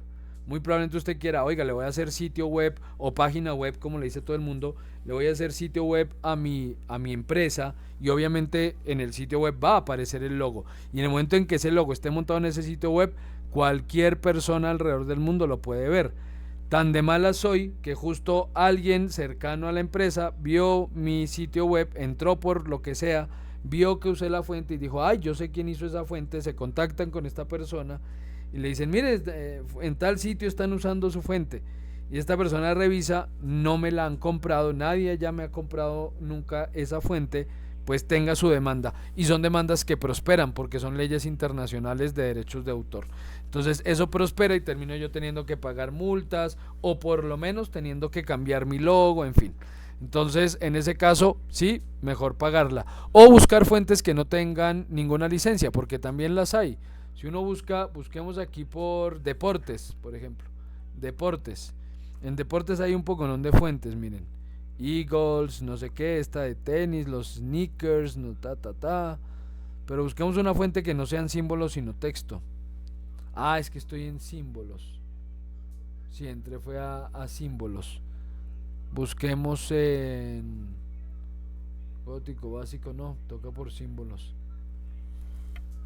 Caligrafía, manuscrito, sí, tocó por símbolos. Bueno, pero aquí habrá alguna que sea texto. No, todas son simbolitos. Escogí mal el tema. Entonces, bueno, pongamos aquí animales. Oye, todos estos son símbolos, entonces, ¿por qué todos son símbolos? Gótico, script, caligrafía, Holiday, San Valentín. Bueno, buscamos otro porque estos parece que todos son de símbolos. Esto de Halloween. Entonces, fuentes de Halloween, ahí están. Todas las fuentes de Halloween que aparezcan. Muy probablemente algunas de estas fuentes no tengan derechos de autor específicos. Entonces, esta dice, gracias por descargar la fuente. Y aquí sí dice, su uso comercial está disponible en tal sitio. Entonces, si uno entra a ese sitio, seguramente le va a decir, listo, ¿quiere comprar la fuente? Mira, ahí está, bueno, está un poquito por encima, está en $25, $102,000 comprar la fuente. Otras dirán que sí, que es libre de usarse en cualquier modo, que no tiene ninguna restricción. Otras dirán que la puede usar, pero hágame la referencia. Entonces, si alguien le pregunta, diga que la fuente es tal, que es mía, y mencióneme. O si la usa en una pieza gráfica, en algún lado en los créditos, ponga que la fuente es mía, ¿sí? Entonces van a encontrar de todo en este mundo de las fuentes. Pero bueno, ya encontré la fuente que quería, ya la descargué. Por ejemplo, quiero usar también esta Halloween Witch. Esta dice que solo para uso personal, o sea que también el uso comercial, para uso comercial visite este link. Ok, ¿cuánto valdrá esa fuente? No creo que me llegue directo. Gran diseño con grandes fuentes. Licencia. Bueno, esto como que es otro método de pago. Ok, entonces voy a descargar esta fuente igual, la voy a utilizar, voy a descargar esa fuente, ya sabemos que nos descarga un zip que puedo extraer aquí. Entonces extraigamos esto. Listo, y tenemos ya dos fuentes, la Pacific Again y la Hello Witch. ¿Qué hago para poder usar esas fuentes? Pues instalarlas. Entonces yo cojo los archivos de fuente, que son estos que tienen un rectangulito con una A, los TTF o los OTF, los selecciono, le doy clic derecho y le digo que se instale. Entonces aquí aparece instalar. Aquí está, instalar. Le doy instalar, me dice que la fuente Hello Witch ya la tengo, ok, entonces no, ¿quiere reemplazarla? No, si ya la tengo no la reemplace. Listo, instaló la Pacific y la otra, listo, ya instaló las fuentes, yo ya las puedo usar en cualquier programa. Muy seguramente aquí en Excel todavía no va a aparecer porque tendría que cerrarlo y volverlo a abrir, pero si abrimos Word o cualquier otro programa, muy probablemente ya aparezca esa fuente para trabajar. Voy a empezar aquí un documento en blanco, empiezo a escribir y quiero usar esa fuente, entonces selecciono mi texto, listo, me voy a las fuentes y se llama Hello Witch, entonces vamos por la H, FGH, aquí está, ¿es esta? Creo que es esta, sí, es esta, sí, Hello Witch, es esa, y ahí está el texto en la fuente que acabo de instalar. Miren, ahí está el texto en la fuente que acabo de instalar. Entonces, muy útil la plataforma. Recuerden, eso sí, no olviden pagar los derechos si es que es esa la fuente. Si no, busquen fuentes gratis, que también hay miles de fuentes gratis y muy seguramente encontrarán una parecida a la que les gustó, ¿sí? Ahí ya, si en algún momento ustedes quieren desarrollar, alguno de ustedes quiere desarrollar su proyecto, hacerlo realidad, quiere ponerse como todo esto, con gusto los guío en lo que necesiten, les comparto enlaces o sitios donde puedan descargar fuentes, donde puedan encontrar guías, plantillas, tutoriales, en fin. Bueno, entonces ya seleccionamos la fuente correcta, ya seleccionamos, ya compusimos el isotipo, ya tenemos el diseño. ¿Qué pasamos ahora? A escoger los colores. ¿Cómo funciona ese tema del color? Ahí hay dos campos distintos cuando hablamos de color. Uno que es psicología del color y otro que es teoría del color. Lo de teoría del color yo no lo voy a hablar hoy, porque eso es un tema súper largo y creo que tampoco les compete finalmente, no del todo. O sea, tal vez si nos queda el espacio libre en algún momento, les hablo un poquito de teoría del color, pero no viene al caso. Vamos a hablar de psicología del color. Eso de psicología del color quiere decir qué significa el color para la gente, qué representa para ellos un color u otro. Y ahí, como todo en la psicología, la cosa se vuelve bien difusa. Es muy subjetivo en ocasiones. ¿Por qué? Porque si ustedes buscan psicología del color, van a encontrar sitios, por ejemplo, que digan que la energía se representa con el color rojo, como en esta imagen que tengo aquí. La energía, si yo quiero algo que represente energía, o sea, algo energético, algo que se mueve, algo que todo el tiempo está cargado, use el color rojo. Pero en otras va a decir, no, la energía represéntela con amarillo, ¿sí? Por ejemplo, aquí, energía, aquí también está rojo. Energía. Bueno, no, yo he visto por ahí en otros que dice que la energía se representa con rojos o naranjas. Energía. Bueno, en alguno de estos dice así, que la energía es un naranja, no es el rojo. En la mayoría sí dice que energía es rojo. Pero repito, van a encontrar incongruencias entre algunos textos. Algunos dicen que este color significa esto, otros dicen que no. Bueno, ahí repito, todo como en toda la psicología, el tema es bastante subjetivo. El asunto es que hay algunos colores que sí representan realmente algo, no subjetivamente, sino porque o culturalmente o físicamente es claro que represente eso. Como por ejemplo, ¿Por qué las señales de peligro son rojas? ¿Ustedes saben por qué? ¿Por qué todas las señales de peligro son rojas? ¿Ni idea? ¿Hacen alusión a la sangre o a las heridas? Una buena opción, que porque haga referencia a heridas, a sangre, pero no ese es el motivo real.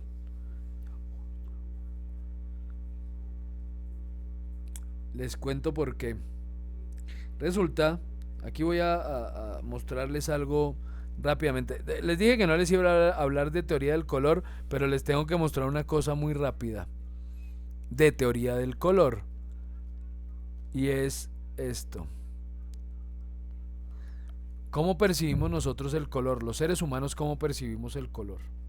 Resulta que nosotros tenemos dos estructuras celulares neuronales en los ojos. O sea, no solamente en el cerebro hay células, eso nos llaman, sí, neuronales, células neuronales. No solo en el cerebro tenemos células neuronales, sino que en todo el cuerpo tenemos células neuronales, que son las que se encargan de recibir los estímulos del exterior, transformarlos en una información que es eléctrica y enviarla al cerebro para que el cerebro lo interprete. Todo el cuerpo, a lo largo de la piel, de todos nuestros sentidos, tenemos células neuronales. En los ojos hay dos células neuronales, unas que llaman conos y otras que llaman bastones. Los conos son los que se encargan de percibir el color y transformarlo en información que el cerebro interpreta. Y resulta que nosotros tenemos tres tipos de conos: los que están especializados en las luces rojas, los que se especializan en las verdes y los que se especializan en las azules. Entonces nuestros ojos están más o menos bien hechos para ver color, pero digo más o menos porque si bien sí percibimos el color de una forma, digamos, aceptable, nuestros ojos no perciben la mayor parte de la luz, del espectro de la luz. Nuestros ojos no lo perciben, porque la luz es un conjunto de ondas a diferentes velocidades. Eso es la luz, son ondas que llegan a diferentes velocidades, eso se le llaman frecuencias, y según la velocidad de esas ondas, eso es lo que determina realmente un color. Cuando esas ondas son más angostas, más pequeñitas, o sea, están más seguidas, como por debajo de los 400 nanómetros, decimos que eso ya es luz ultravioleta, que podemos nosotros capturar y percibir con máquinas, pero no nuestros ojos. Nuestros ojos por debajo de ondas con una frecuencia menor a 400 nanómetros no las vemos, Ahí está todo ese espectro de luz, pero eso no se ve. Y cuando ya son muy amplias, cuando se empiezan a ampliar, empiezan a aparecer los colores rojos. El rojo que nosotros percibimos como rojo está hacia los 750 nanómetros como amplitud de onda. Lo que esté por encima de eso, de nuevo, nuestros ojos no lo ven. Es a lo que llamamos infrarrojo.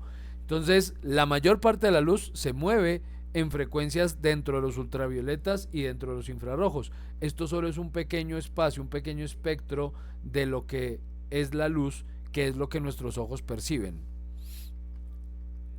Muchos preguntan, por ejemplo, si los perros perciben el color o ven en blanco y negro.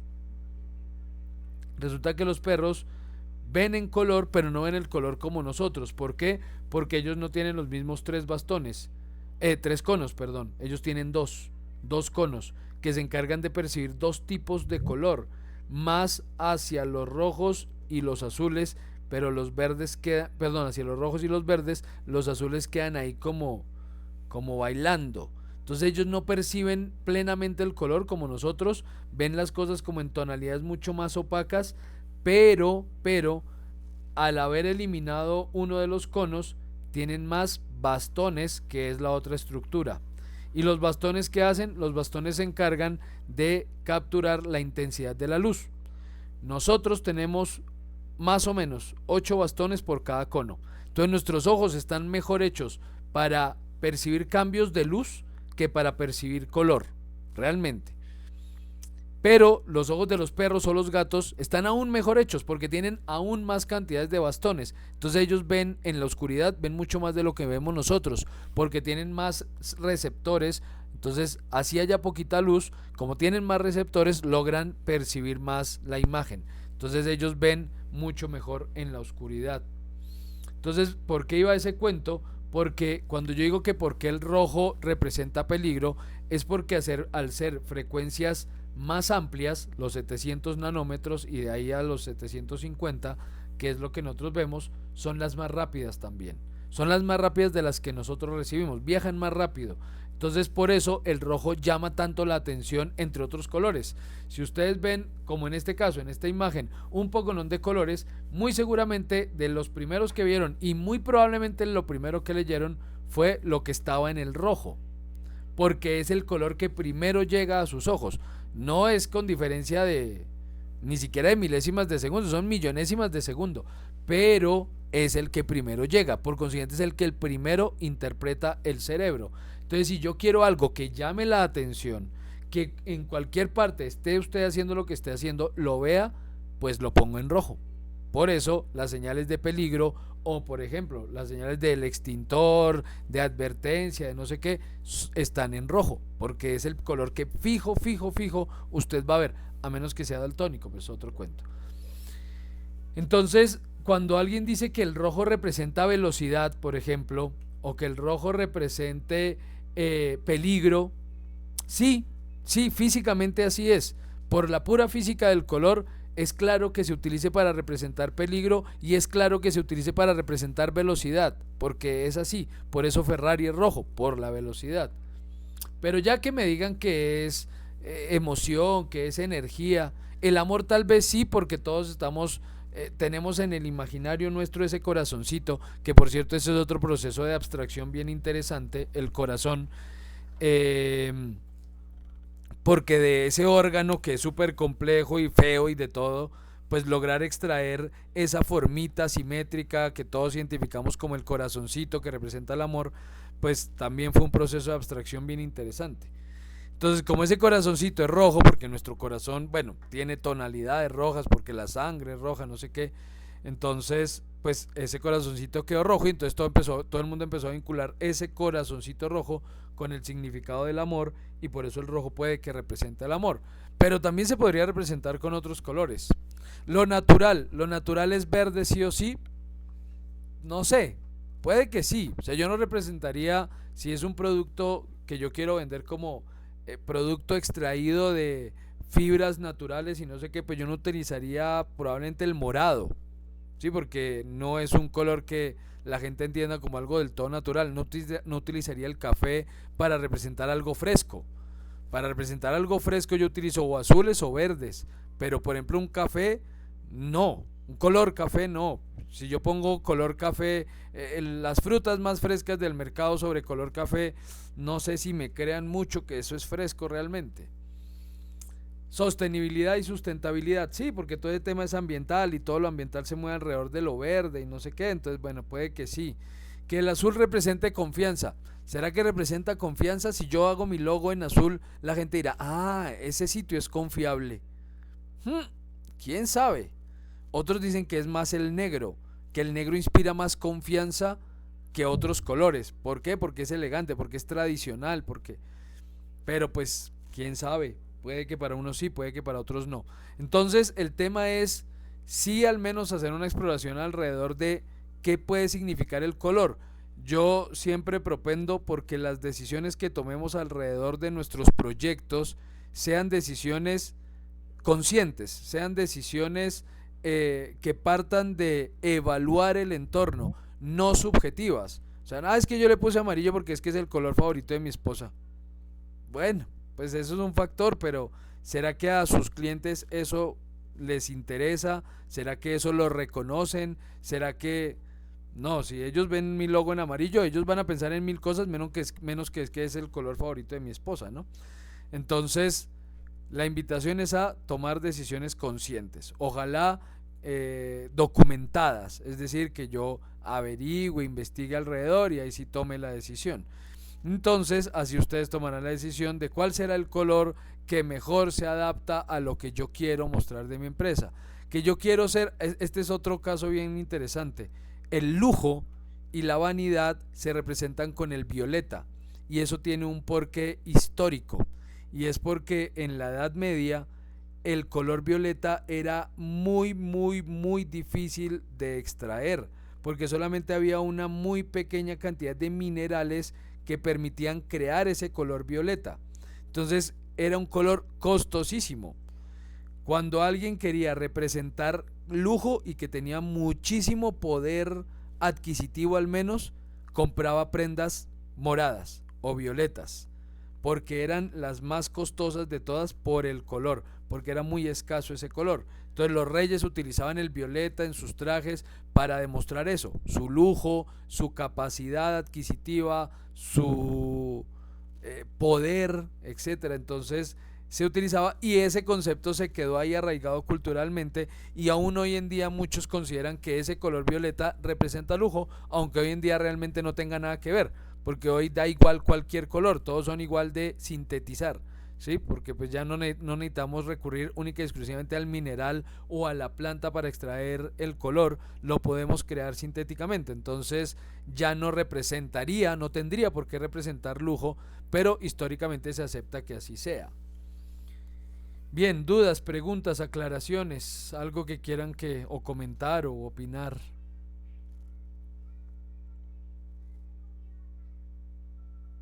¿No? Bueno, entonces, Elber, te voy a aclarar. ¿Sí me están oyendo? Perdón. El color de qué hace parte lo que llaman los colores cálidos y los colores fríos, ¿de cuál de las dos?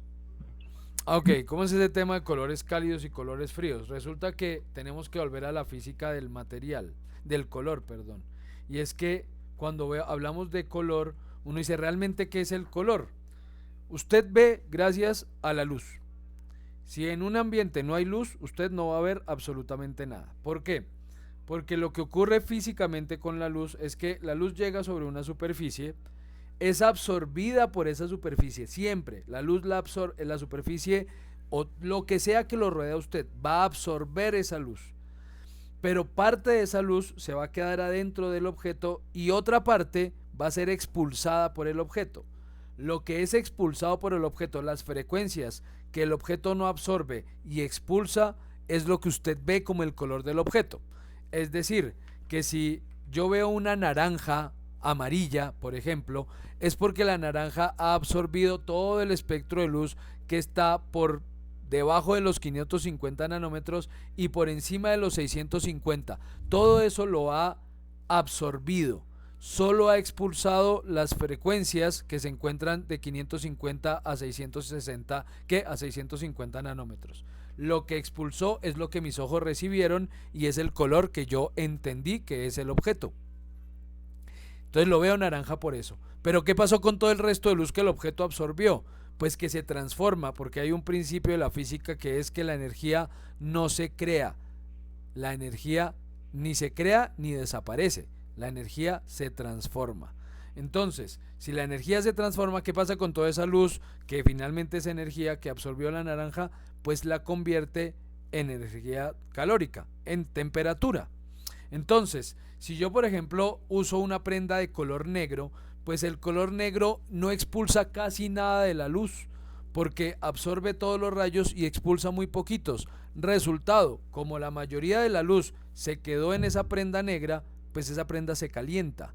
Entonces vaya usted y use negro al sol a 40 grados a ver si se aguanta. No se aguanta porque esa prenda se calienta, se pone a hervir, porque absorbe toda la luz y todo eso se convierte en energía calórica.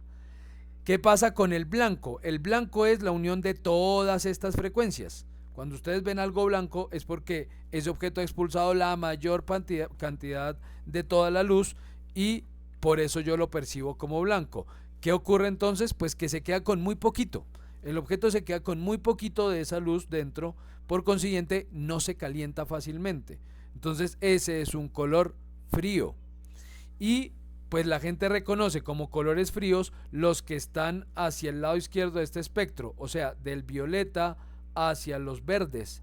estos son los que identifican como colores fríos. ¿Por qué? Porque no calientan tanto, estas frecuencias de onda no calientan, mejor dicho, al contrario, las otras frecuencias, las que él absorbe, no las que expulsa, sino las que él absorbe, calientan menos de lo que calientan estas.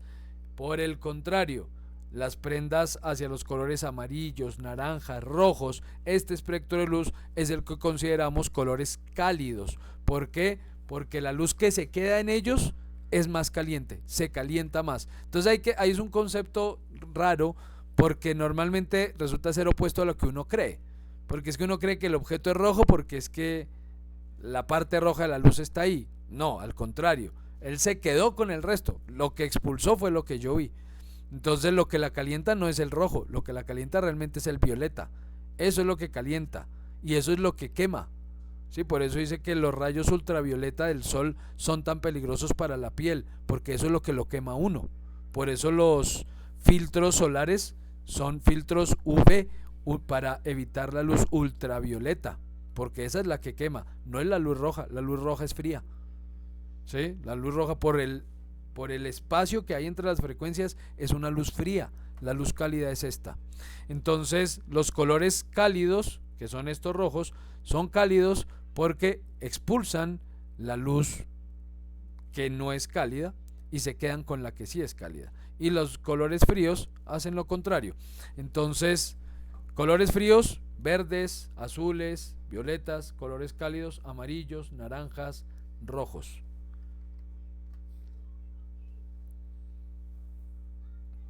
Bueno, Elber, muy rápidamente te cuento. Bueno, con esto ya terminamos, finalizamos esta parte de la sesión. La idea es, y se lo comunicaré a los demás, porque además tengo que subirles el video primero, porque me pidieron permiso, ¿no? Aclaro que quienes no están se comunicaron conmigo y me indicaron que por ciertos motivos no iban a poder asistir. Entonces, pues me comprometía que yo les grababa y les subía el video. Entonces voy a subir el video para que ya todos lo puedan ver y puedan desarrollar el último ejercicio de nuestro trimestre, y es un diseño de un logo para un proyecto suyo. Ustedes ya están creando a un usuario. Yo les digo a ustedes, cada uno de ustedes proponga un proyecto. Bueno, no es cada uno, ¿no? Esto es en parejas, ¿fue? Sí, en parejas, ¿cierto? Ya me olvidé, me perdonan. Creo que fue en parejas, ¿no? ¿O es individual? Me perdono, es que como tengo varios grupos me olvido a veces de cómo se hizo el planteamiento en cada uno. Pero yo les dije que van a crear un proyecto, ¿sí? Van a desarrollar un proyecto, van a pensar en un proyecto, pero ese proyecto no lo van a pensar otra vez desde la idea, sino desde el usuario. Entonces lo que les planteé fue, van a hacer ustedes un buyer persona, y eso es lo que Elber está preguntando, que no entiende porque no asistió a esa sesión. Entonces van a presentar un buyer persona que represente o indique cuál es el usuario de su proyecto. Entonces, ¿qué es ese buyer persona? Yo les decía rápidamente que para poder desarrollar un proyecto siempre debemos utilizar una metodología, y yo les planteé una metodología que se llama Design Thinking. Design Thinking es una metodología que nace del diseño industrial, pero que se volvió transversal a casi cualquier tipo de proyectos. Hoy en día lo utilizan la mayor cantidad de grandes empresas alrededor del mundo para desarrollar sus productos, servicios, etcétera. Las universidades lo han implementado como método para plantear sus programas de formación. La BBVA lo utiliza para desarrollar todos sus proyectos. Grupo Éxito aquí en Colombia lo utiliza para desarrollar sus proyectos y productos. En fin, grandes empresas alrededor del mundo utilizan esa metodología para sus proyectos.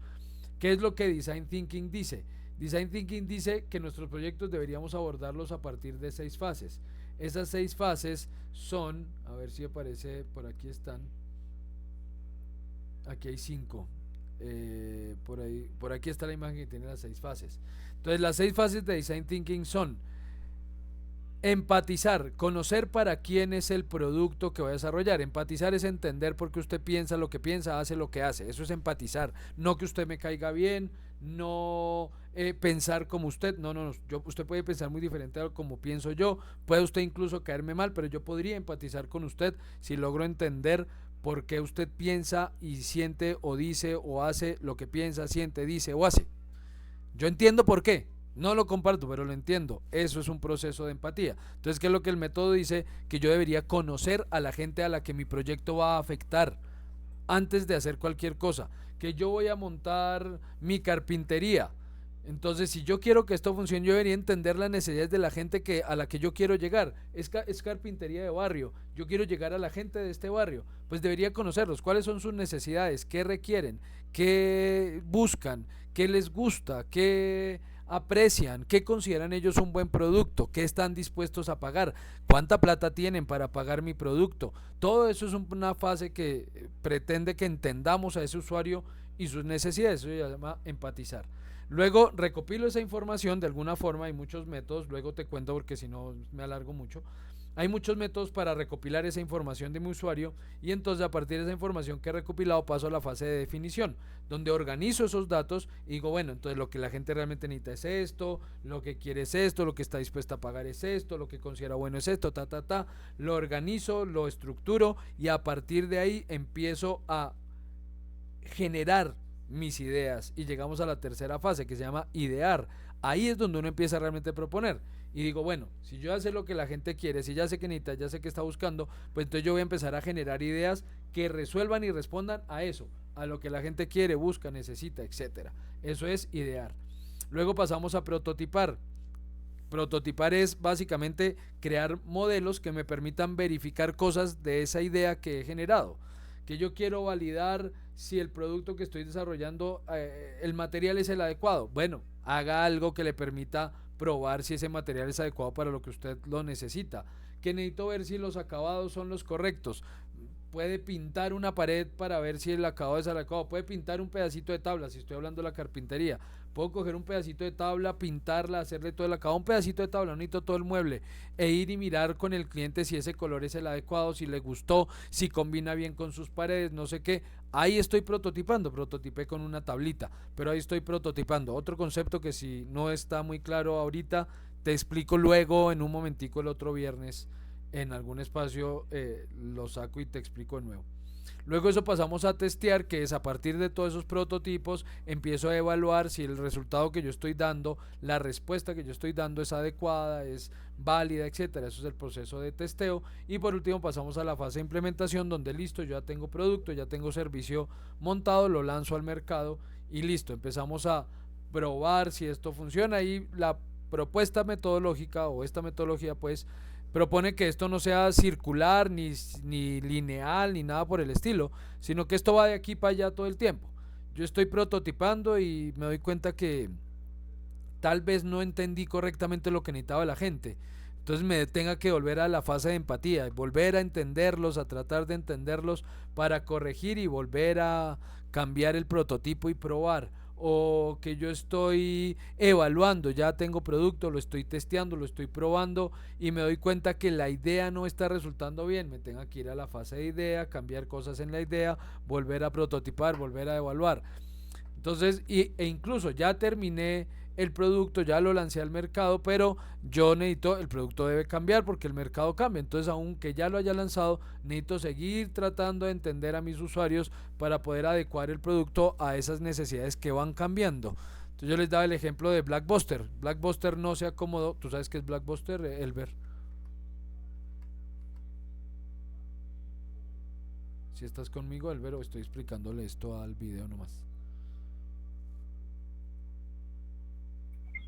Una videotienda, uno alquilaba películas ahí en disco, en cassette. En cassette, sí.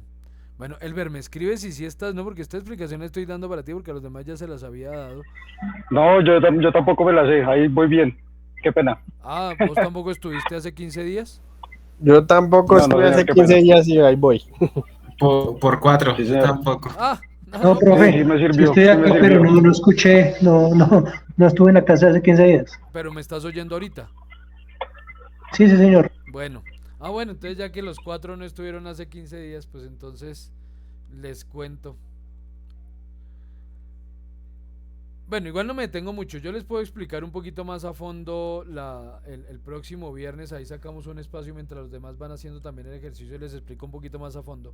Pero bueno, el tema es, yo les decía, Blockbuster fue una empresa que creció mucho, que se convirtió en una gran empresa, una empresa multinacional, pero no hizo este proceso, no siguió entendiendo a su usuario y que las necesidades de su usuario cambiaban.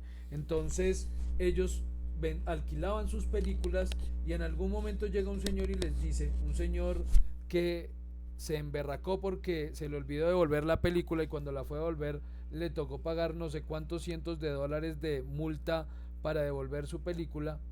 Pues el señor dijo, esto no puede ser, entonces tiene que haber otra forma de alquilar esto. Y lo que hacía era, a usted lo que él pensó fue, cuando usted alquile la película, a usted le va a llegar por correo la película y le van a recoger la película después de cierto tiempo.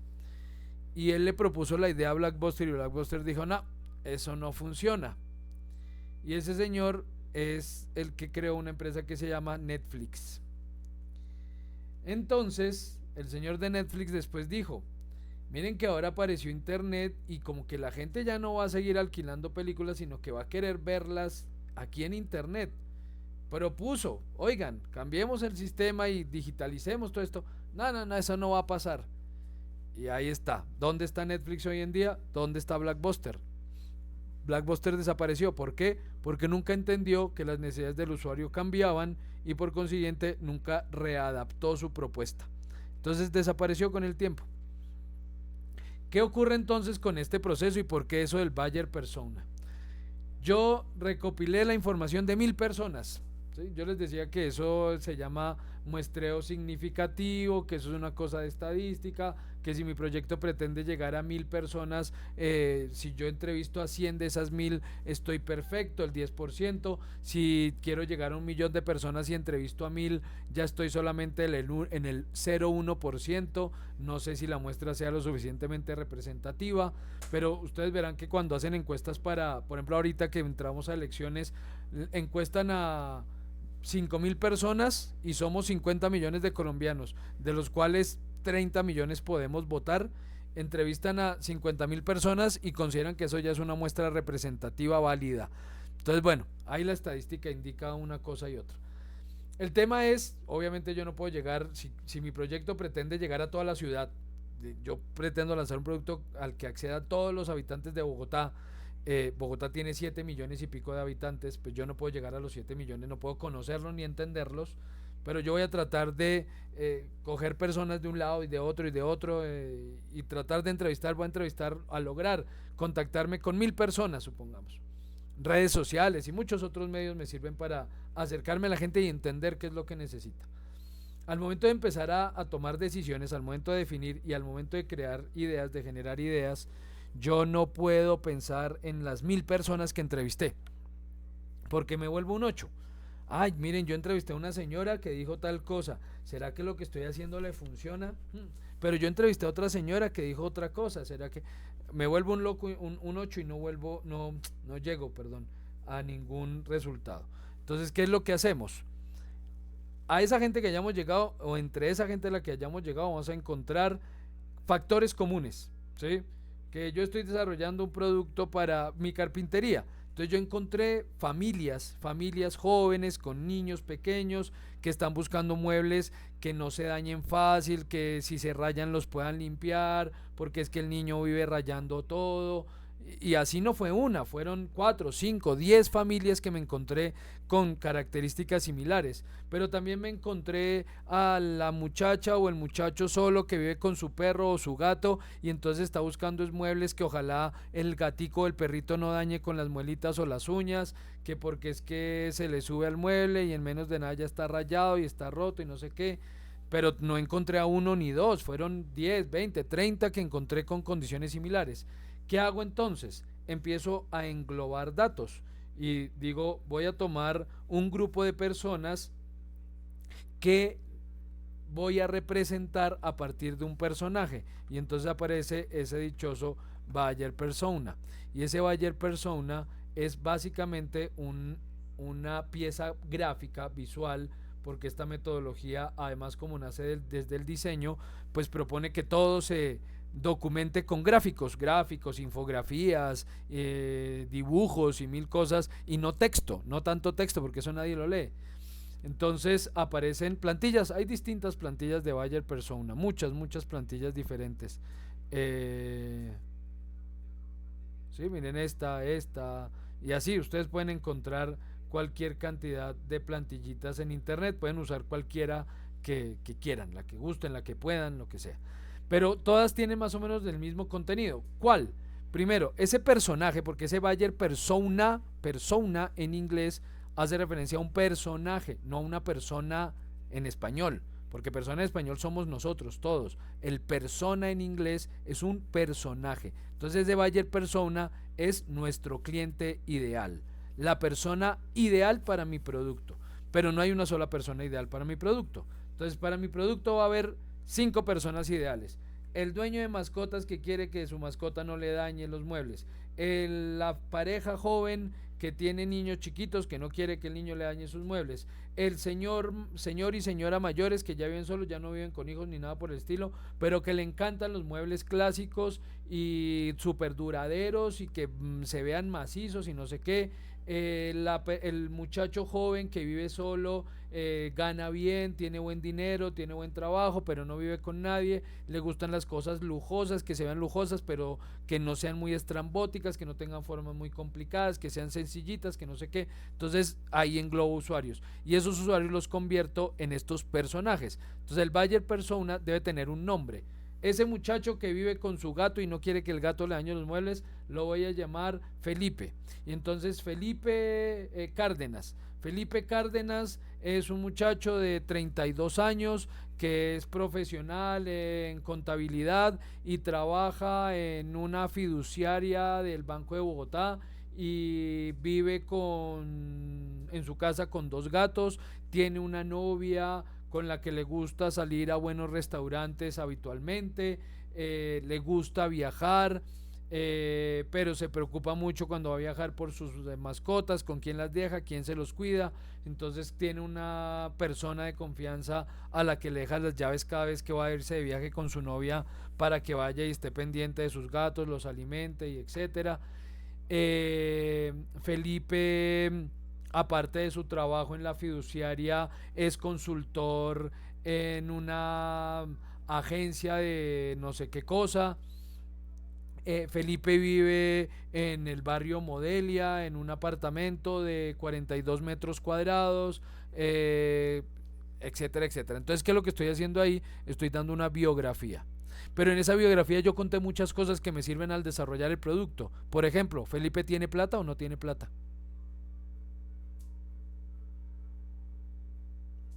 ¿Tiene o no tiene? Pues tiene porque trabaja. Sí, se supone que tiene porque es contador, tiene como un trabajo estable.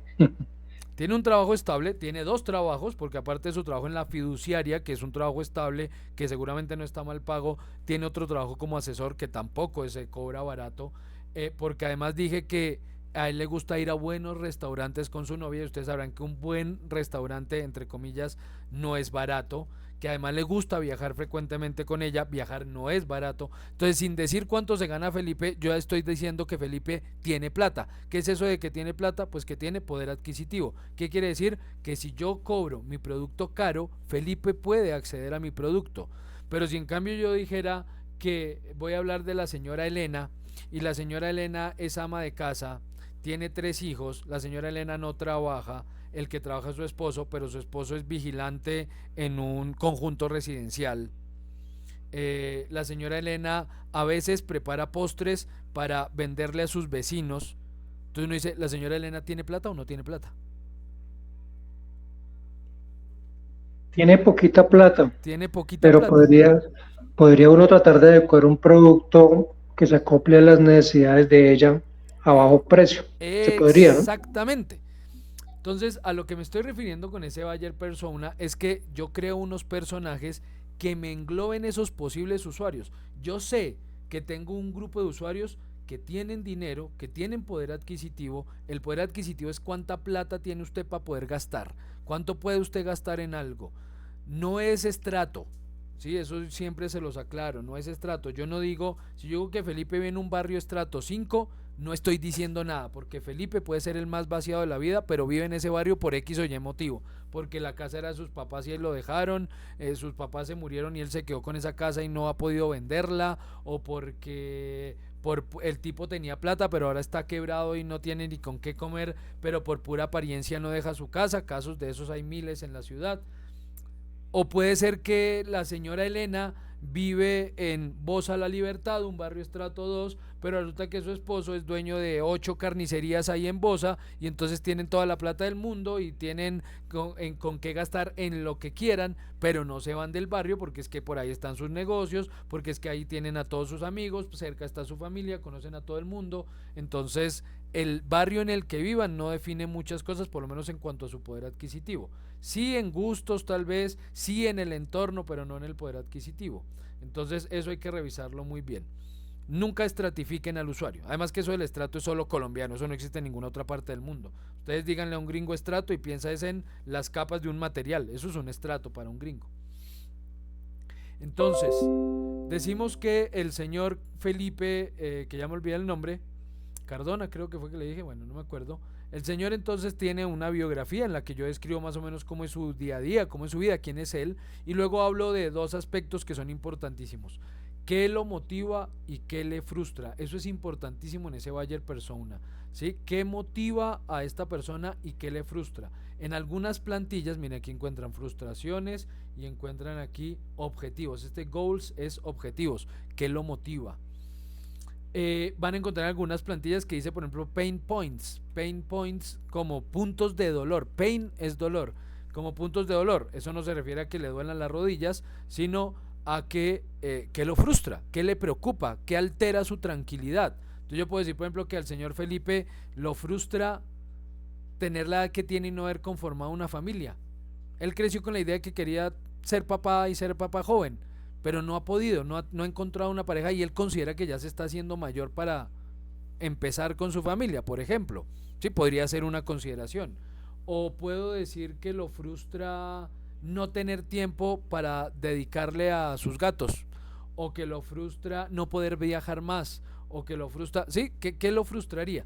¿Cuáles son sus objetivos y qué lo motiva? Entonces lo puede motivar su trabajo porque le encanta lo que hace, lo puede motivar la idea de conformar una familia con la novia que tiene actualmente, lo puede motivar, sí, ¿qué puede motivarlo? ¿Cuáles son sus objetivos, etcétera?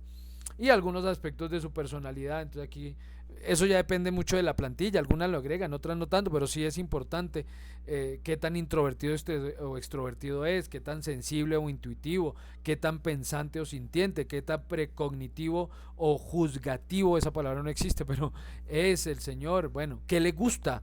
Eso es súper importante en este buyer persona, ¿qué le gusta? ¿Sí?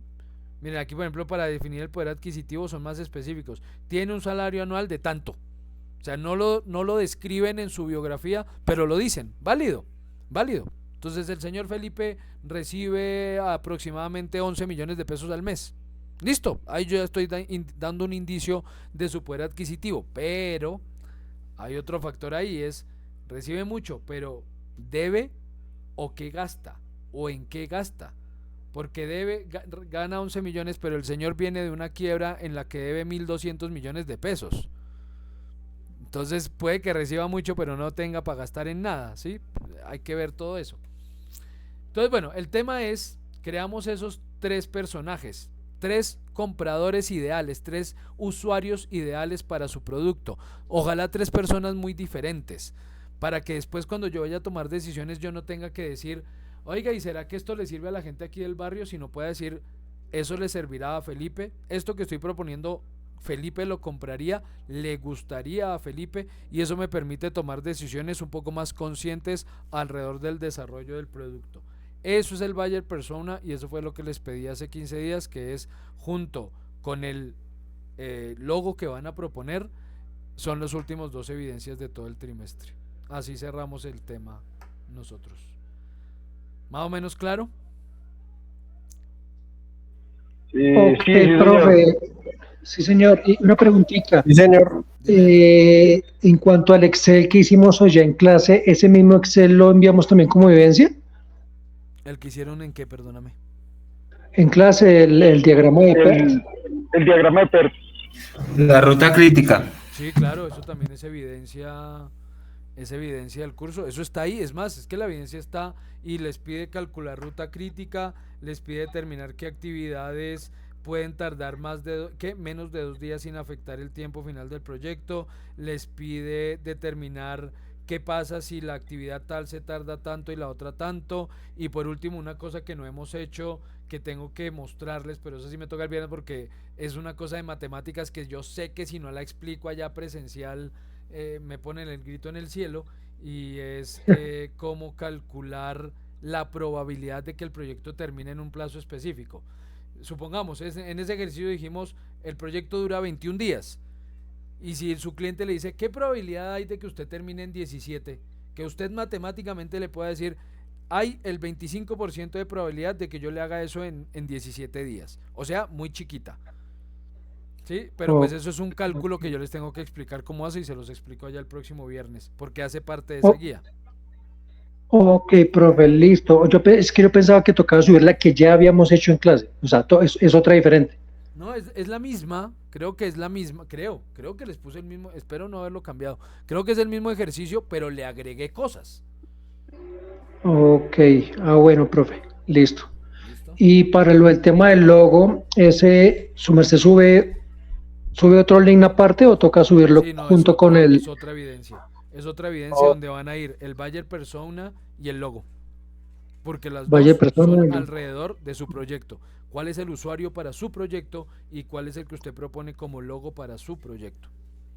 Ok, profe. Y otra preguntita, lo que le falta por complementarnos de lo de matemáticas, de lo del diagrama de PERT. Entonces, subiríamos el diagrama de PERT y su merced nos brinda otro link para subir lo otro, o ese queda aplazado. Es que creo que ese se cierra hasta dentro de 8 días. Exacto, es que se cierra de hoy en 8, entonces si lo subimos y su merced nos va a explicar hasta dentro de 8 días, entonces no sé si haya de pronto más bien más ver y tiempo. ampliar el plazo hasta el otro lunes. Porque eso sí se tiene que cerrar antes del 10 de septiembre, porque yo tengo que evaluar, porque nosotros cerramos semestre el 20. Entonces yo tengo que tomar esos días para evaluar los trabajos, revisarlos y poder evaluar los resultados de aprendizaje. Entonces, digamos que después del 10-11 yo no me puedo pasar para recibir evidencias, pero esta podría extenderla más o menos hasta eso, 10-11 de septiembre, para que tengan tiempo de hacer lo que falta y entregarlo. Ok, profe, muy amable. Muchas gracias. Bueno, señor. Profe, qué pena. En este orden de ideas, las tres evidencias que debemos tener al finalizar el periodo serían el diagrama de PERT, Sí. con todos sus anexos, Sí, señor. el Bayer Persona, Sí. El ¿sí? logo. Y el isotipo, ¿verdad? Y sí, logo, isotipo, imagotipo, lo que Sí. ponga, pero sí, eso. Profe, qué pena. Lo del Bayer Persona, uno escoge cualquier plantilla y uno lo hace entrevistando a alguien en específico, o No, puede ser ustedes se lo inventan. algo Yo les inventado. decía, sí, Ah, inventado, ok. porque es que yo les decía que Listo. llegar a la gente es una tarea de mucho tiempo y de recursos. Usted solito Ok, en una semana le llega a 10 personas y eso no es representativo. Entonces, no, les dije, se los claro. pueden inventar. Suponiendo que hicieron la tarea, o sea, supongamos que se hizo la tarea de entrevistar, de pasar encuestas, de, no sé, llenar formularios que se llenaron en red, observé a la gente. Yo les contaba de métodos como observación encubierta, que es, yo quiero saber, yo soy diseñador industrial, entonces me pidieron diseñar unas góndolas para una tienda. Entonces, ¿yo qué hice para diseñar las góndolas? Yo me fui a ver la gente cómo compraba en las tiendas del mismo tipo de mercado de lo que yo tenía que diseñar. Entonces miraba cómo recorrían los pasillos, cómo miraban las góndolas, qué buscaban. Entonces miraba, la gente no se agacha tanto, mira más hacia el frente, qué busca cuando mira hacia arriba, no sé qué. Y con eso yo me di una idea de cómo se comporta la gente frente a ese espacio de exhibición que es la góndola. Eso se llama observación encubierta, y es necesario que la gente no se dé cuenta que uno la está observando, porque si usted le dice a alguien que lo está mirando, ese alguien va a actuar diferente, sí o sí, así no quiera. Si usted le dice, usted actúe normal, que yo voy a estar aquí pero no voy a estar haciendo nada, ese alguien no va a actuar normal, ¿sí? Entonces, eso se llama, la técnica realmente se llama mosca en la pared, que es qué pasa si en este momento hay una mosca en la pared que nos está observando, nosotros ni nos damos cuenta y actuamos normal a pesar de que nos esté viendo. Entonces eso es observación encubierta y es otro método que se usa mucho para el diseño de productos. Otro que se llama Street Vision, que es mirar a la gente en la calle, que lo utilizan mucho los diseñadores de modas para ver qué está usando la gente, cuáles son las tendencias en la moda, etcétera. Entonces hay muchas técnicas para acercarme al usuario, muchas, pero ustedes no van a tener que recurrir a ninguna, se van a inventar esos usuarios, que sea algo coherente, ¿no? O sea, yo no puedo decir, voy a fabricar joyas de 40 millones de pesos y mi usuario es la señora que no tiene ni para el almuerzo. Sí, pues a ver, no, ese no es su usuario, obviamente. Entonces algo coherente, pero inventado. Se inventan 3 personajes. Y 3 personajes, ok. Y pueden usar Ok. cualquier plantilla que encuentren en internet, desde que tenga mínimo eso, biografía, tiene que tener foto, eso sí. Biografía, nombre, foto, biografía, intereses, frustraciones y objetivos. O sea, esas 6 cositas las debe tener mínimo. De resto, ya que tenga una cosita u otra, eso depende de la plantilla, pueden usar cualquiera que encuentren por ahí. Qué pena, profe, debe ser foto o como nos mostraba los ejemplos ahorita, ¿Dibujo? una caricatura. Foto. Foto porque es que si el señor Felipe tiene cara, es más fácil para mí entender sus necesidades y pensar en él cuando tomo decisiones, que si es un dibujito de la señora Elena, ¿sí? Este dibujito pues no me genera empatía alguna, mientras que la foto del señor sí. Entonces buscan una foto de cualquiera. ¿Sí? Les decía, este ejercicio lo hago mucho en la universidad cuando estamos en diseño de productos y les digo, ojalá gente que parezca que sí es de aquí, ¿no? Porque me dicen que es la señora Elena de 45 años, 8 hijos y me ponen la foto de una modelo de 20 años, pues, y mona ojiazul, pues me dice, colombiana, bueno, no sé, puede que sí, pero que esa señora tenga 40 años y 8 hijos encima, es difícil, ¿no? Entonces algo coherente, ¿no? Entre sus características, la fotico que les cojan, algo coherente. ¿Cómo es que es el número de su ficha? ¿Me recuerdan, por favor? 2710-533. 533. Oye, que yo quiero ver cuáles son las evidencias que yo ya les creé a ustedes. Evidencias. Tenemos el Bayer Persona y evaluación de tiempos y cronogramas. Si tenemos esas dos, entonces me tocaría extender esta para que la puedan subir con lo que falta y al Bayer Persona le agrego el logo. ¿Listo? En el mismo del Bayer Persona agregamos voy a hacer en otro. esa misma No, evidencia. Voy a hacer otra. Para dejar 3 evidencias, pues como para que no quede también como 2 evidencias en el... Es que son 2 evidencias compuestas de muchas cosas, pero para que no quede como solo 2 evidencias, voy a dejar una aparte para el logo. Entonces, ¿qué harían? Evaluación de tiempos y cronograma de proyecto, Bayer Persona y logo aparte. Entonces creo la evidencia del logo. Bueno, señores, los dejo. Entonces, Bueno, profe, muchas gracias. La próxima semana, con gusto allá les resuelvo cualquier duda que surja. Listo, profe, muy amable. Muchas gracias. Bueno, Buenas cuídense noches. mucho, feliz noche, que estén muy bien, detengo ya la grabación. Buenas noches. Profe,